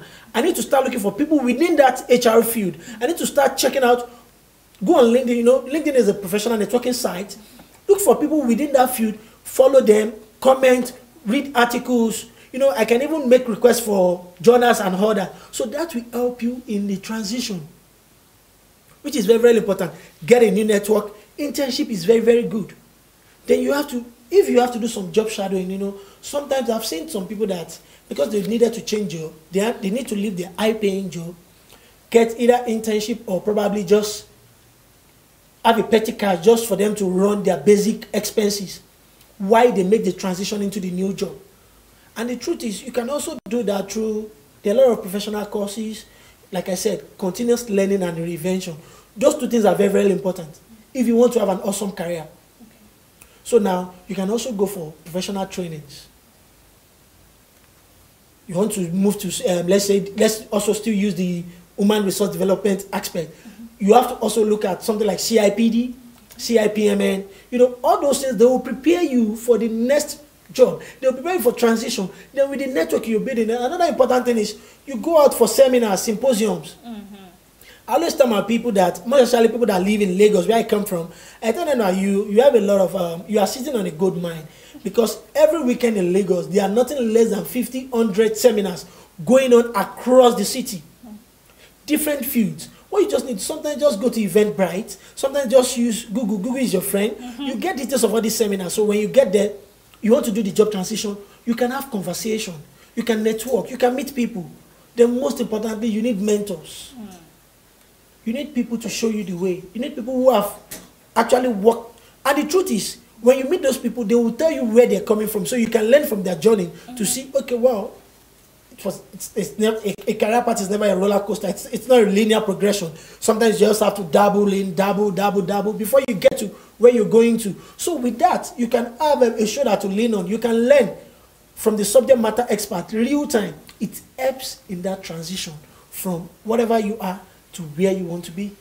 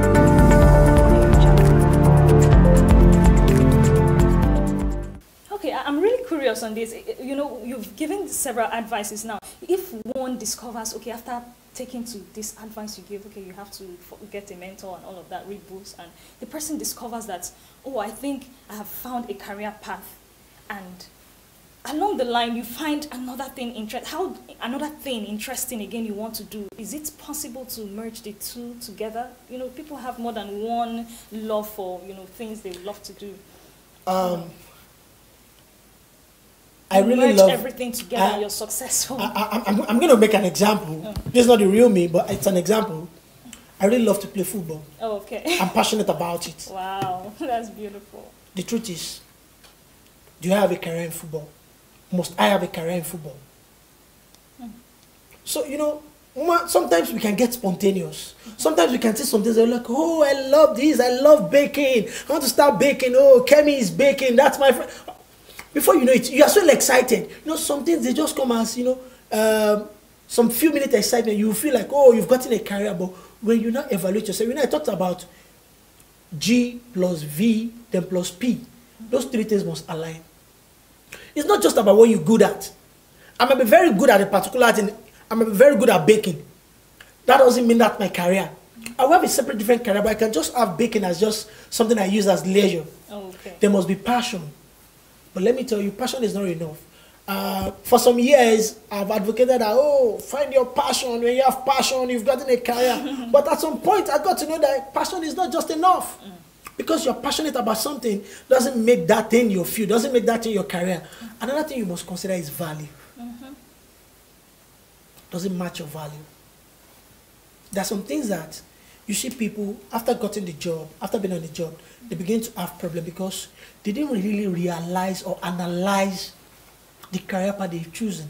And they now say that there's now this conflict. Their inner man is having conflict with the outer expression they are trying to do. So such people, you see them, they come to work, they are not lively, you know, there's no positive energy. And you know, in whatever you do, there's one thing we call the 4 E's. One of them, which is very, very important, according to Jack Welch, which he said looking for, is enthusiasm, positive energy. That's why you see such people, they are brilliant. Sometimes they come to work, to office, they do what they are supposed to do perfectly well. They just do it and just go. But there's no positive energy. So such individual needs to be very careful. So you have to analyze. It's not just about what you're passionate about. It's not just about you see someone doing this and you're like, oh, I found my mojo, I want to do this. No. You have to do careful evaluation and you have to talk to people. Feedback is very, very important. Sure. You understand? You need to have people within your sphere of influence that you can talk to. Hi, Priscilla. How am I faring? Do you think I'm doing better? Am I convincing enough? You need to get feedback from people. When you get feedback from people that are close to you, then to your mentors. See, you know what? The world is such a global village now that you can be here in Nigeria and have mentor in Australia. Willing and ready to, you know, churn out a lot of content for you to learn and grow. So it's not just about you finding, oh, I'm on this career path, oh, I've seen this, oh, I love this, oh, let me do this. And you see a lot of people, they go through. See, when I talk to young graduates, when they reach out, hey, I need a job, I say, what kind of job? They say, any job, I just need money. I say, any job, okay, no problem, about you. When you reach out to me again now, what about our discussion? I said, you requested for any job, and any job is no job. And I haven't found any job, so there's no job for you. You're like, no, I said, you have to have a clear picture. Yes. So when you have that, you know where you're going. Carefully analyze yourself. Self-evaluation is the most important thing in anything in life. If you don't self-evaluate yourself, you won't know the next career step to make. And sometimes you will even be confusing your mentor. Someone who is supposed to be your career coach, you will confuse the person to give the wrong advice because you yourself, you don't clearly understand yourself. All right, that's so interesting there. Well done. All right, we'll take a short break. Hope you're enjoying this and we'll be right back.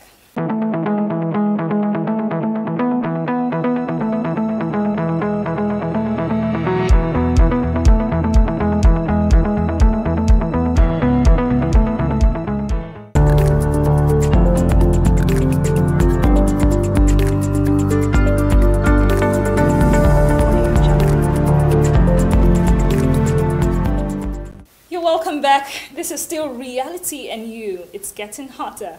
All right, Mr. Olufemi, I'd like to know, are there institutions or bodies that have been put in place to guide people, to put them in the right career path? Are there institutions or bodies like that? Yeah, there are a lot of professional bodies, and also there are individuals, corporate organizations that are into that. So we even have an association of life coaches. You know, we have life coach. Life coach, basically what they do is, it's like you're on a career journey. You are here, you could be here, but you need to know how to navigate yourself to get to the top of your career. So you need a career coach. And that is part of what we do, what I do as a person. So we evaluate your present situation. We're like, even I've seen people that, okay, there was a lady, I met her when I was in school. I think I was 2 or 3 years ahead of her, and when she graduated, we started talking. She read business administration, where I read industrial relations and personal management, and we got talking. And during her NYSC, I think she worked in the company and she was the CRM, customer relationship manager or something. And the next thing she started telling me is, oh, I think I'm excited about people. My thing is people thing.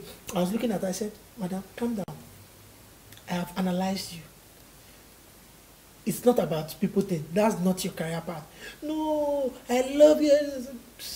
You're only getting excited because of this short experience. You that I'm looking, you are more good. You are good with business analysis. You are good as a BD, as a business development person.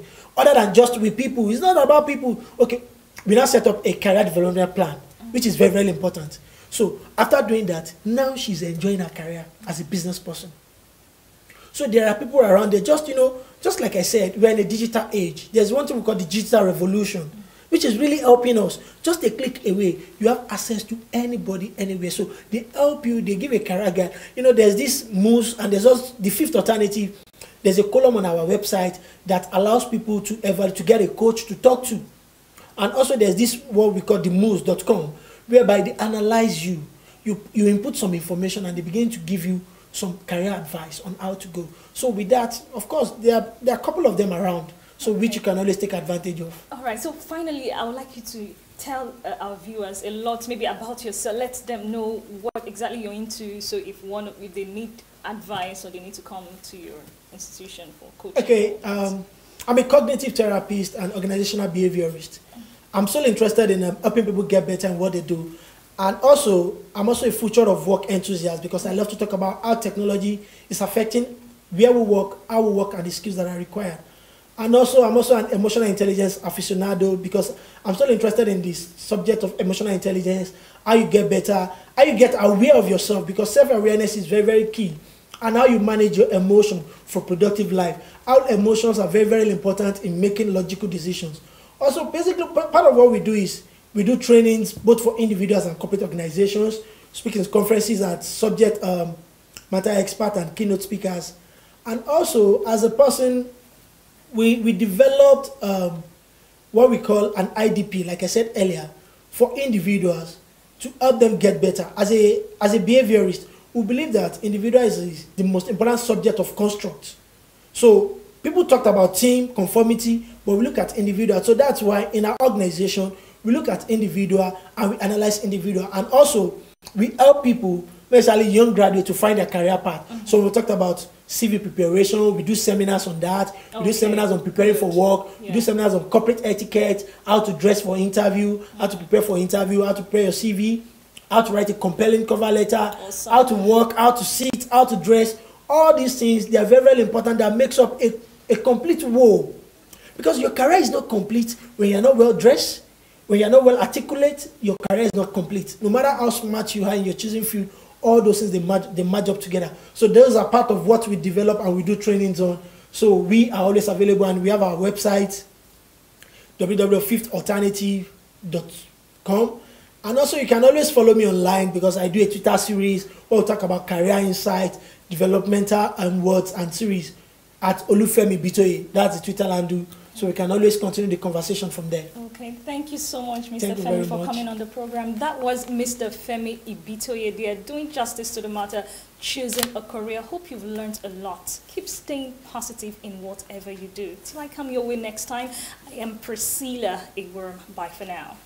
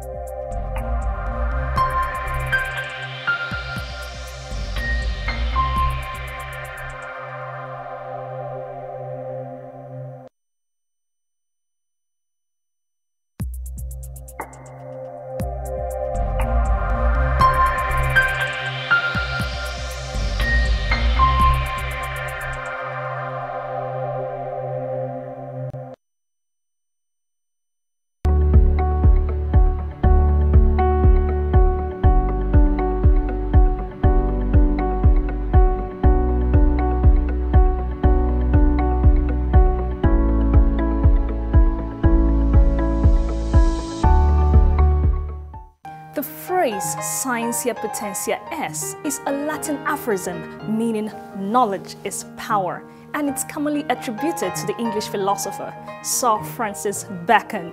Hello viewers, I am pleased to bring knowledge to you on the program Science Education Half Hour. with Udume Chiboeze. My name is Priscilla Iwur. Here on Television Nigerian, Udume Chiboeze has made science subject a lot simple for students who have challenges in the subject. So, what are you waiting for? Go grab a pen and a notebook and come to the classroom.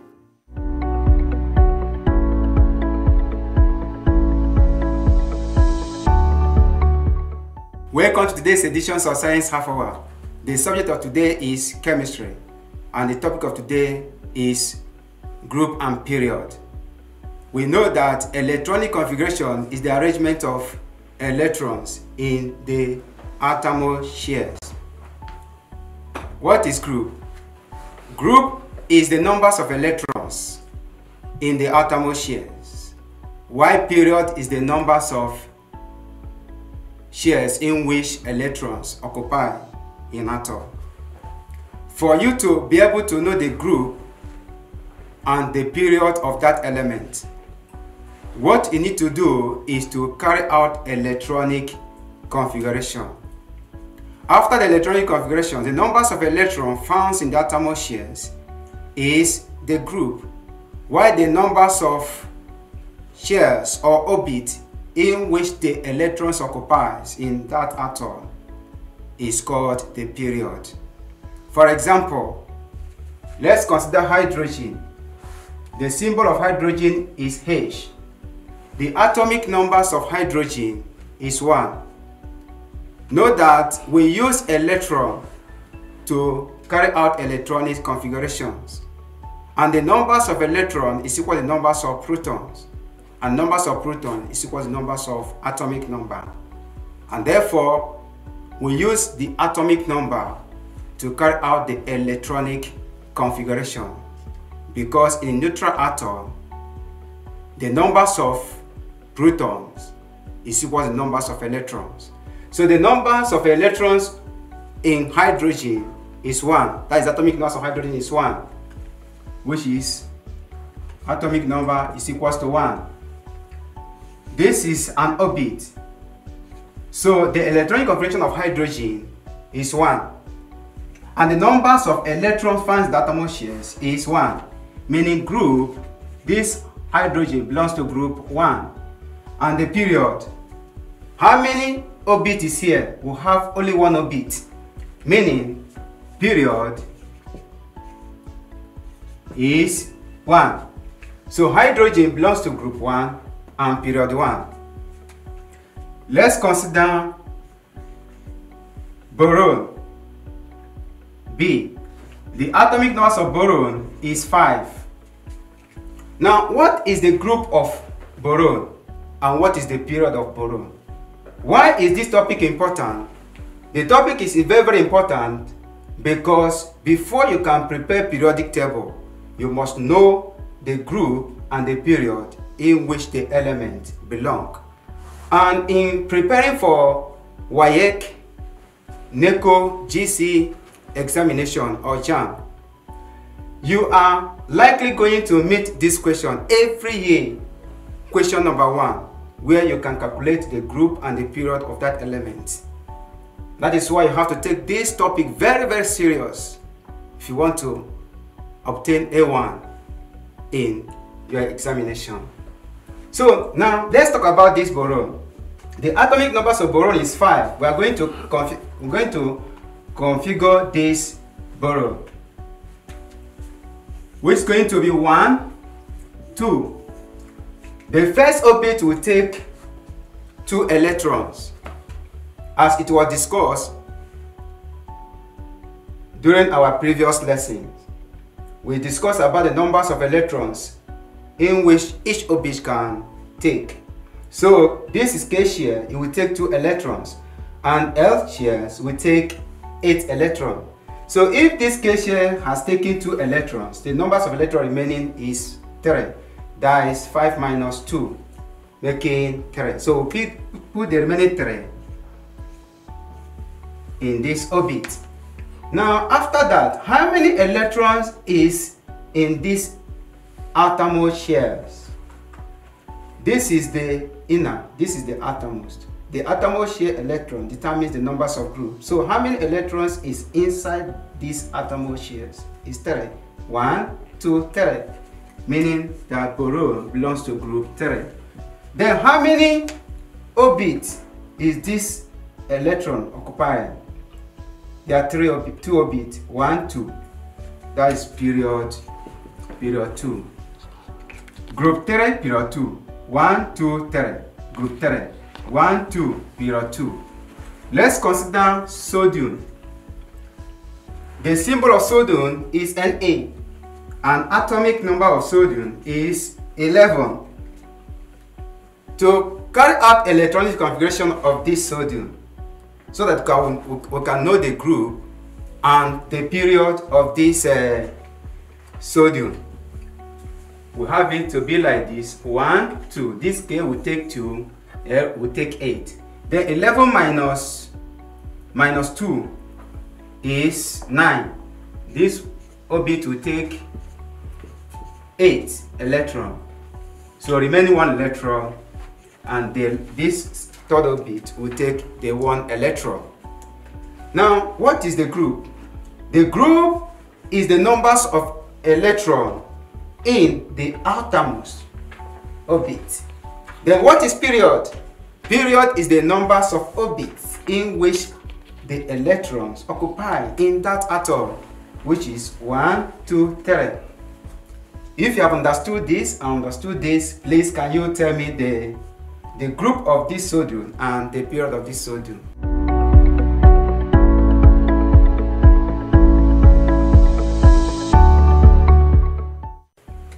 That is, the numbers of electrons in that atmosphere here is 1, which is group 1. Then the numbers of orbits is 3. 1, 2, 3, meaning period 3. So, sodium belongs to group 1 and period 3. Another example we're going to consider. Let's consider oxygen. Let's consider oxygen. The symbol of oxygen is O, and the atomic number of oxygen is 8.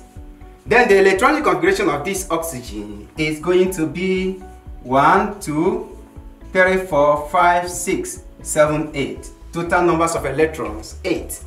1, 2, 3, 4, 5, 6, 7, 8. Then what is the group of this element and what is the period of the element? Let's count. 1, 2, 3, 4, 5, 6. The numbers of electrons in this atomos orbit is 6. So group is group 6. And the numbers of orbit is 2. 1, 2. That is period 2. That's good. You shall be wise.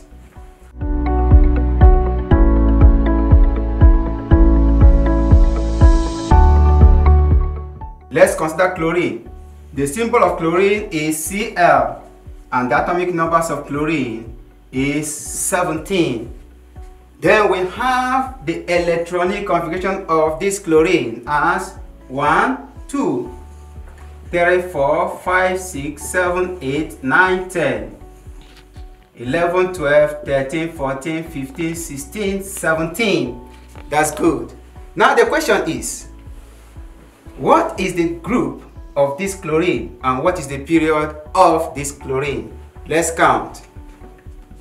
To get the group, we'll consider the atomos orbit. This is the atomos orbit. The group, let's count the numbers of electrons there. 1, 2, 3, 4, 5, 6, 7. Numbers of electrons in the atomos orbit is 7. So group 7. Let's consider the numbers of orbit there, which is 1, 2, 3, meaning period 3. Very good. Let's also consider another example. Let's consider calcium.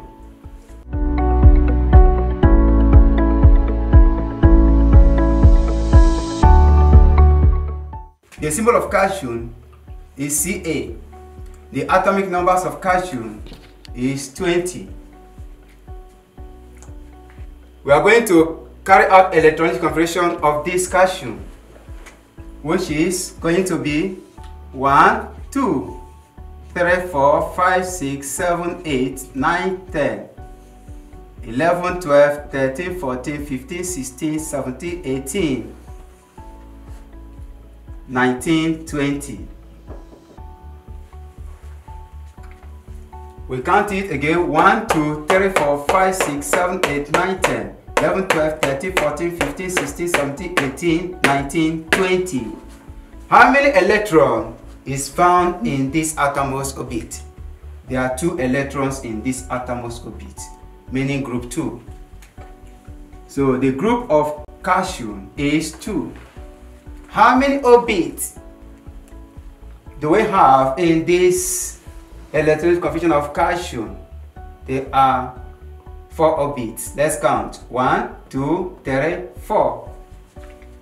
Meaning period 4. Period is equals to 4. I hope you are following.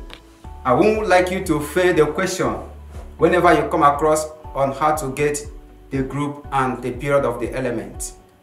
If you don't know the group and the period of the element, what you have to do is to take the atomic number given to you and carry out electronic configuration.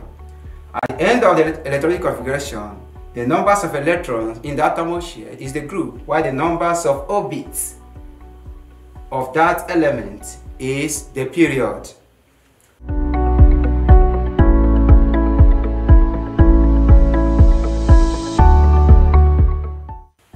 Let's consider phosphorus. The symbol of phosphorus is P, and the atomic numbers of phosphorus is 15.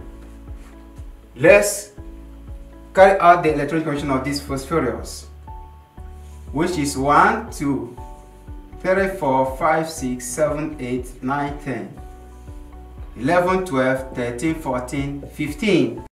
It's complete. Now, how many electrons is in the outermost orbit? Let's count. 1, 2, 3, 4, 5.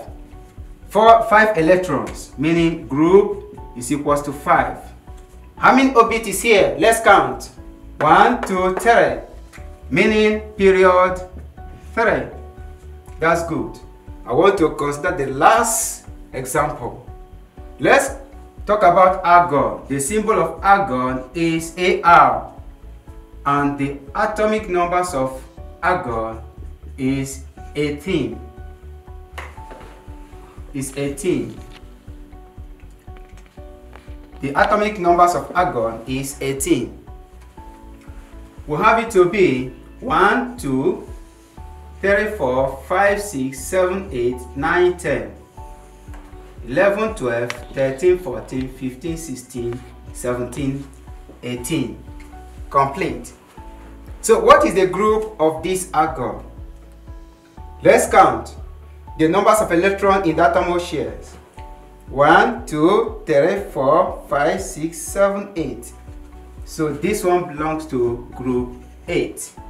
Normally, if you have anyone that belongs to group 8, you equally say that it belongs to group 0 or group 0. Why is it group 0?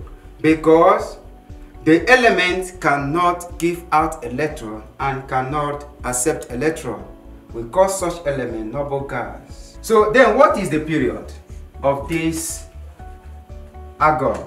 The period is 1, 2, 3, period 3. I want to understand that this electronic configuration, sometimes we want to test your knowledge to find out if you know the numbers of electrons occupied by that element, or if you also know the group and the period from that element. They will give you electronic configurations using the SPD notation. Then I want to also show you how you can get the SPD notation, how you can be able to get the group and the period from the SPD notation.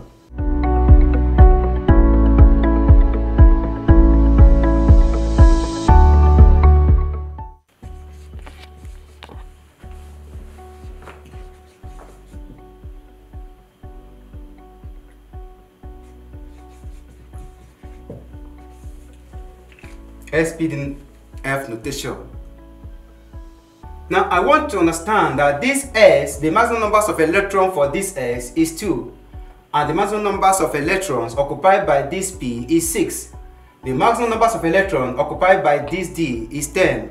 And the maximum numbers of electrons occupied by this F orbit is 14. Now, what is group?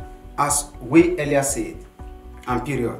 Group is the numbers of electrons found in the outermost shells, while period is the numbers of electrons in which the electrons occupies in that element. During the SPD notation, the coefficients of the last S is the period, while the power of the last S is the group. But if P is at the front of the last S, we add the power of P to that of the last S to have the group of that element. For example, 1s2, 2s2, 2p6, 3x1. Is this the last X? No. Is this the last S? Yes. To get the group of the element, what you have to do is to consider the last S. And also, if you want to know the period, you consider the last S. The last S tells us valence orbit. The last S tells us the valence orbit. Now this is the valence orbit here. And that is where the group and the periods are found. For example, the power of the last S is 1, meaning group 1. The group is equal to 1. Now the coefficients of the last S is 3. The coefficient is 3, which is period 3. This is the group. This is the period. The power of the last S is the group, while the coefficients of the last S is the period of that element. If you consider the numbers of powers, the numbers of powers here will tell you the number of atomic number or the numbers of electrons of that element. Let's count it. 2 plus 2, 4 plus 6, 10 plus 1, 11. So the atomic number of this element is 11. And which means that this element is sodium, atomic number being equal to 11. Remember, we did the electronic configuration as this: 1, 2, 3, 4, 5, 6, 7, 8, 9, 10, and 11. So the numbers of electrons in this outermost shell is 1, which is group 1, group 1. And the numbers of orbit here is 3, 1, 2, 3, meaning period 3, period 3. So the power of the last S is the group, and the coefficients of the last S is the period. Do you understand? Yes, you shall be wise. Let's go on.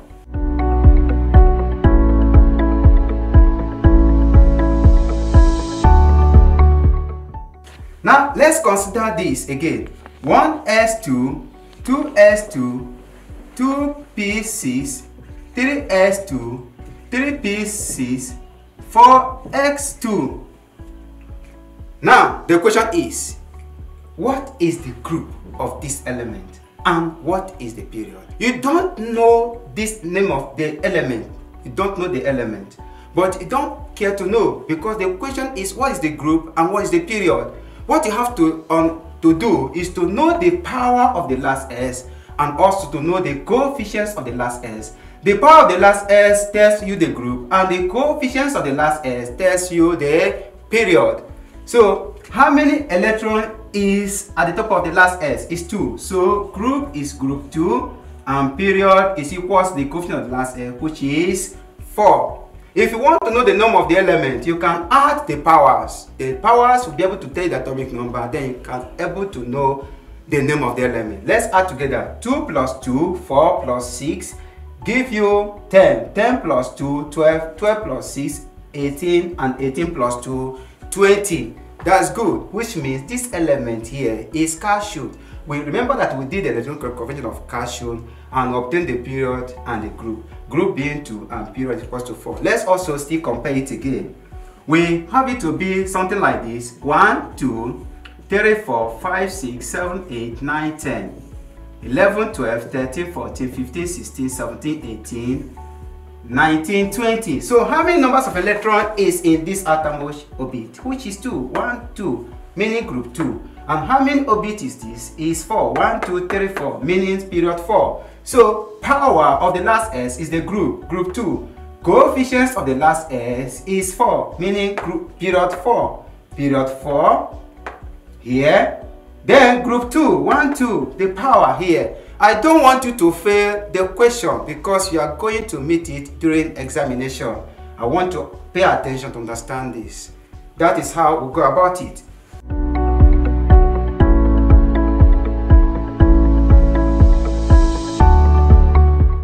Now, if we have electronic coefficient as this, 1s raised to power 2. The group of this element is 2. What about the period? The period is what? 1. Group 2, period 1. If you have something like the 1s2, 2x1.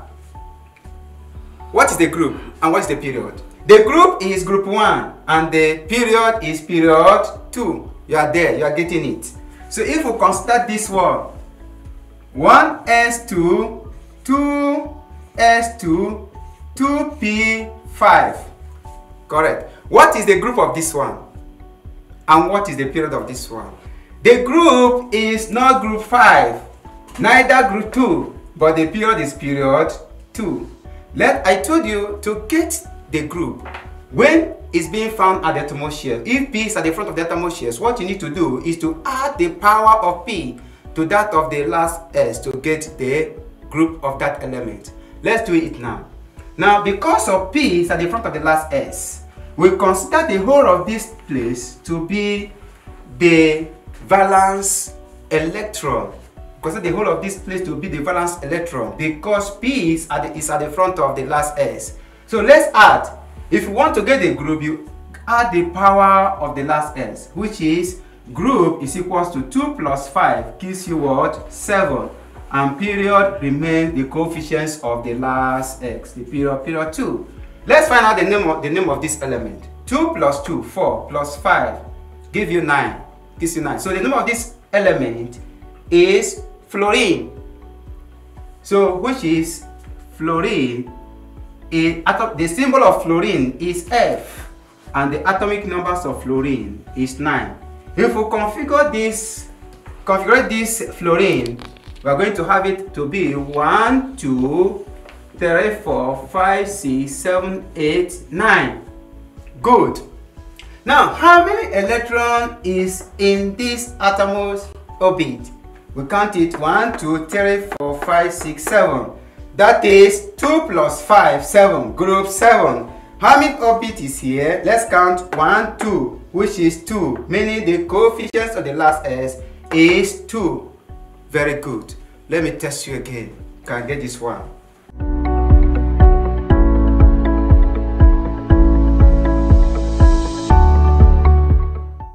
One S2, 2S2, 2P6, 3S2, 3P4. Good. Let me find out if you can get this one.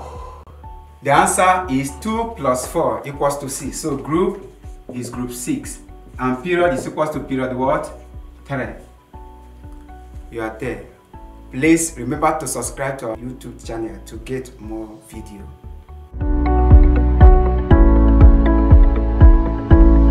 For adverts and sponsorship considerations, please contact the following phone numbers: 090-9670-6251 or 090-2159-9127 or 080-3362-8945. You can also follow us on our social media handle. Our Facebook page is TV Nigerian. You can also tweet at us at TV Nigerian. Instagram is TV Nigerian. You can also email us, and our email address is info@tvn.news. Please subscribe to our YouTube channel to get our latest videos. Our YouTube handle is Television Nigerian. Thank you for watching.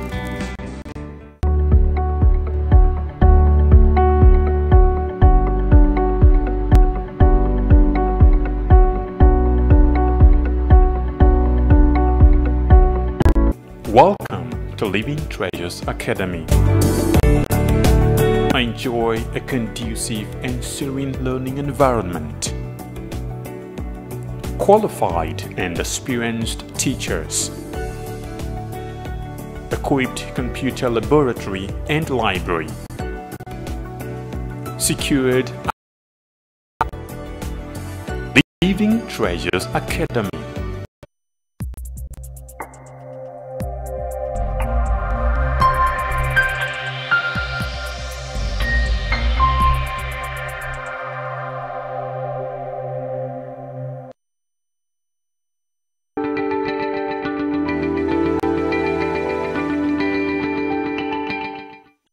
My expectation from the next president is that he should not be sectional. He should try as much as possible to create an enabling environment for everyone who is a Nigerian to feel like a Nigerian. A president of a nation is a president of all, not a president of a region or a religion. So my expectation is that he should consider in restructuring the country so that every part of the country and the system will work. The next government that is coming should really go into mechanized agriculture, not this type that you give somebody loan of how much to go and, they should mechanize this agricultural sector in such a way that we'll have large volume of food coming out of that place.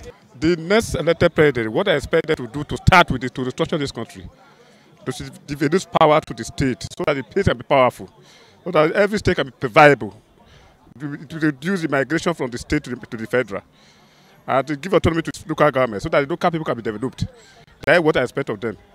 They will provide money in circulation, empower Nigerian youth, transform Nigeria out of insecurity and fight corruption, and uphold the rule of law. It should make sure that actually majority of our infrastructure revert back to back. We should make sure that agricultural have the buoyant backup so that we can be producing the cloth that we are looking for in abroad here. We are doing it here in Nigeria before.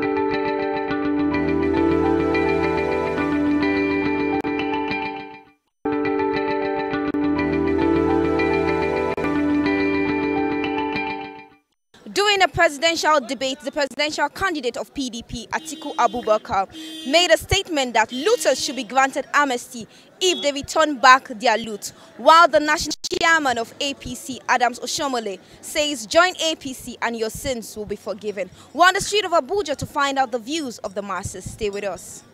The former Vice President, Atiku Abubakar, about what he said about the debates of looters, I think he's on the right step, because that is not strange to our law. If you go to our criminal laws, there's a place where looters can be able to bring back the money and they will be accepted back, which is called plea bargain, where you come to bargain with the government and you are asked to return the money and you're asked to go free. So what he's proposing is not strange to the law. It is in our laws here in Nigeria. Atiku is being more realistic. Even in law, plea bargain is allowed. Sometimes you do certain things in order not to hit up the polity. Okay? These politicians, a good number of them have a lot of followers. When you start pushing them up and down unnecessarily, you are causing you are hitting up the polity. But when you go into plea bargain with them, which is still recognized in law, they will return the money and then there will be peace all over the country. Then talking of that of APC, come over to APC and your sins will be forgiven. That is exactly what has been happening. That is why people are not happy with the so-called fight against corruption by this present administration. Honestly, they are not fighting corruption. They will think they can pull wool over the eye of Nigerians. It is not possible. I think Atiku is very right if he said so, because APC said to us that they are fighting corruption. But corruption is not fight in one-sided. I don't know if you are getting me. You cannot be fighting corruption when your kitchen cabinet are so corrupt and you said you know nothing about them. Our president, if our president can say he's not aware of some things that is happening, then I don't know why he's fighting corruption. Then Atiku, who said that he want to fight corruption and grant them amnesty, I think he's very right. There is a section of the law that said plead bargain. When you plead, you bargain, you give them amnesty. I think go and sin no more. If you grant someone amnesty, there are conditions the person have to be given and be guided before amnesty is given. You can't just give amnesty. If it is done like that, that means people will continue to be committing because they know that one day they'll be given amnesty. The idea of allowing monies coming back to Nigeria, I think that would be the best thing. Because what is the point in having the money? Start in other people's country, developing other people now. Whereas back home here, people are hungry and there are no jobs. Is it not better, you bring those monies back home and establish industries and create more jobs and create prosperity for the people? To my own view, what I understood by what he said, a repentant looter who said, "Sir, forgive me of my sins." By saying that, he have already refunded what have looted already. Then, by the Holy Book said, "Go, but sin no more." For me, it's a good idea. I think I support that if, based on condition, if at all, the looted funds return to the government, or that's returned to Atiku for, if the Atiku government, if at all, because I'm not sure if they are going to be utilized or used for the benefit of Nigerians. But if the looted funds, when they are bring back to the government, they are going to be used for the benefit of Nigeria, I think I supported that. You have felt the pulse of the people. The general consensus here is that Nigerians are interested in any decision that will take us to the next level. That's the much we have for you today. I'm Zuwaira Hamza, TVN News.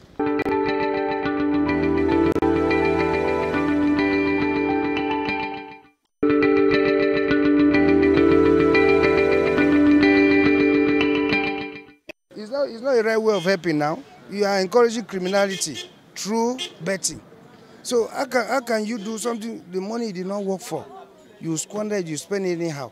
So if it's money that you work for, you will take time to spend, you plan for that money and utilize it. So when you get 100,000 now through betting, you go and spend it in a drug, in a restaurant, in a hotel, thinking that tomorrow when you play, you are going to win again. So you can't use that money for a good venture. Definitely, you must squander it. At the end of the day, you end up in crime.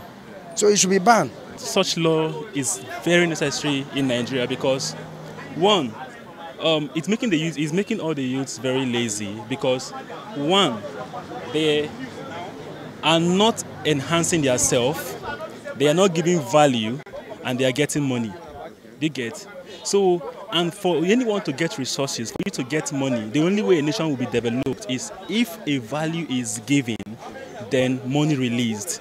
That way, the people are getting better because they are developing themselves as they are giving, because through their value, and money is also coming to them. So I think that's the only way these youths that we are today, like me, I'm a youth, will have a bright future. If we develop ourselves today through value, so that tomorrow, when we get to that position, we will also have something to give to the younger generation that is coming up. That's what I think. I don't bet. It's against my religion, so I wouldn't advise government to do otherwise. Me as a person, my religion franks against it, so I don't do it. Sport betting is not even a good idea. It really make many people not to be responsible. Even during the day, night, evening, weekend, you see them gathering together and where they are playing the game. Some little one that are supposed to make use of it to do tangible things, he will use it on betting. It's not even a good idea. So it's a welcome idea if federal government can ban it. But I've never even been in support of anything sport betting. You can play game without betting, but you are using little that is supposed to make use of for tangible things. You are telling me that waiting for the money to be double. It's not a welcome idea. So federal government should stop it. It's only like gambling or something else. So I don't see any reason why the government should conclude that they should stop betting in Nigeria. A conclusion that if they want us to stop, they should create job opportunities for the youth. Like now we don't have any work. Even we are just trying to feed, and maybe through this bet, it's not that we bet every day or all day or all night. Maybe we'll do it once, and sometimes we get funds from there to aid our living. So if the government stop this thing, maybe problem within the country. Betting has make our Nigerian youth to be lazy. We all think that it is the only way to survive in this country. Aside from it, there is no other way that we can survive.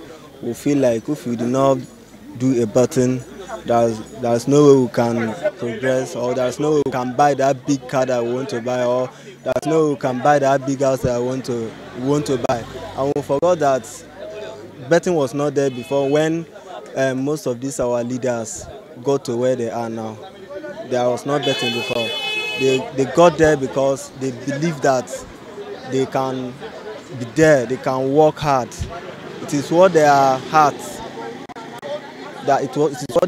conceive, and they believe in the problem of ourselves.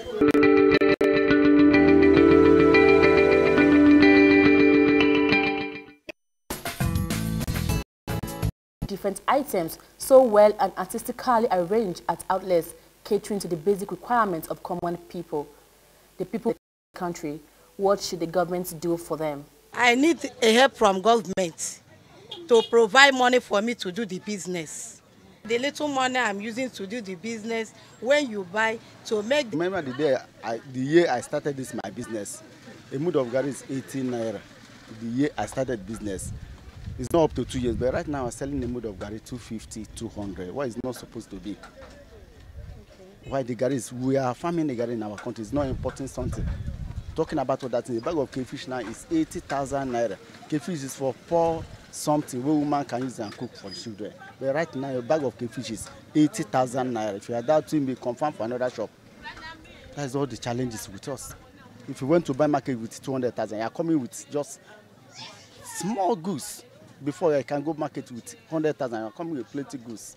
But right now, if you go market with 200,000, you are not coming with anything. You've all heard from the petty traders. It's just so unfortunate that most of them are going through so many challenges in their business. We therefore hope that the government look into the situation and help them reduce the cost of commodities in the markets. This is TVN Business News. I am Chiwendi Osisiago. Thanks for watching.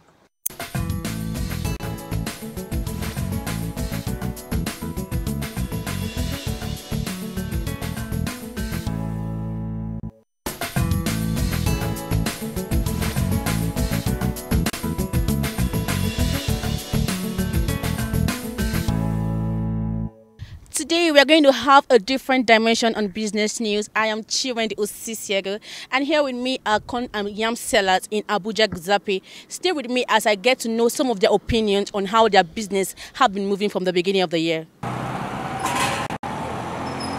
So, madam, how has business been since 2019? How have your business been doing? This business is moving well since 2018 to 2019. Okay. Like now, January, no things are difficult now. Yes. We also manage it just like that. Okay. We thank God also. The government help us. They release some money and everything work, everything, make children they go school. Now, as we're doing this business, no money to school fees. We just managing business for eating food. Okay. And they support our husband because somewhere they work site, no money. Okay, for how long have you been doing the business? It's like 3 years and now. Okay, what are the challenges that you've been facing, like ever since you started the business? we facing many challenges because as country there, we just dey manage the business. Nothing the moving. We just dey use the some people even they surprised as we say madam una dey suffering here. What we go do? We just dey use the business dey as the challenge of what we dey have for family. They support our family also. Okay. Items which we supposed to sell within 2 days or more, but within 1 week we have not finished it. Okay. How long have you been in the It's about 2 years now. When I left my job, so I have as I left job, I couldn't see any other thing to do, so I don't have any other choice to do, only to join this business. And since that time, I cannot lie you, God is doing his best. So what is it actually your gain? If you buy from the market, how much do you buy from the market and how much do you sell? Like if I buy plantain worth of 2,005, at least before I finish it, I will at least get gain of 2,000 on top. Apart from the transportation and the one that my children will eat. Then how has business been? It's moving small. Since where we enter change. Like how much did you sell your plantain and how much did you sell your corn and yam? Corn 50, plantain 100. Yam 100. Okay, people they come patronize you for this business. Yes. Yes. So what are the challenges you are facing in the business? The challenges we facing, the market is small. We dey pray may God help us more the see market. That's the business news from Television Nigeria.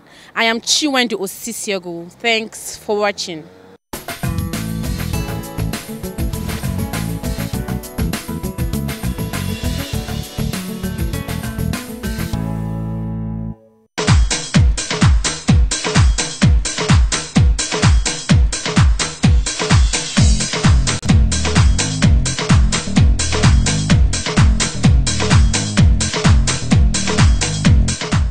To have you on another super exciting episode on the program TVN Fitness Center, and I'm your fitness instructor Oluti. On today's episode, I'll be taking you through yoga workouts. We are going to stretch every part of our body. You need to be flexible, seriously. You just have to be flexible. So this is what we are doing in this episode. So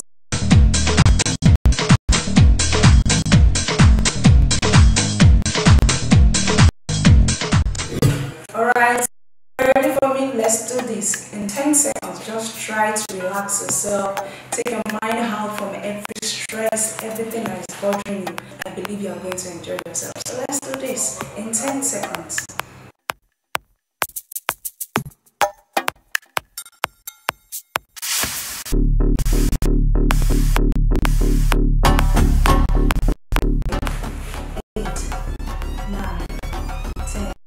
Down. 2, 3, 4, 6, 7, 8. Shuffle backward. 1, 2, 3, 4, 5, 6, 7, 8, 9, 10. Same thing.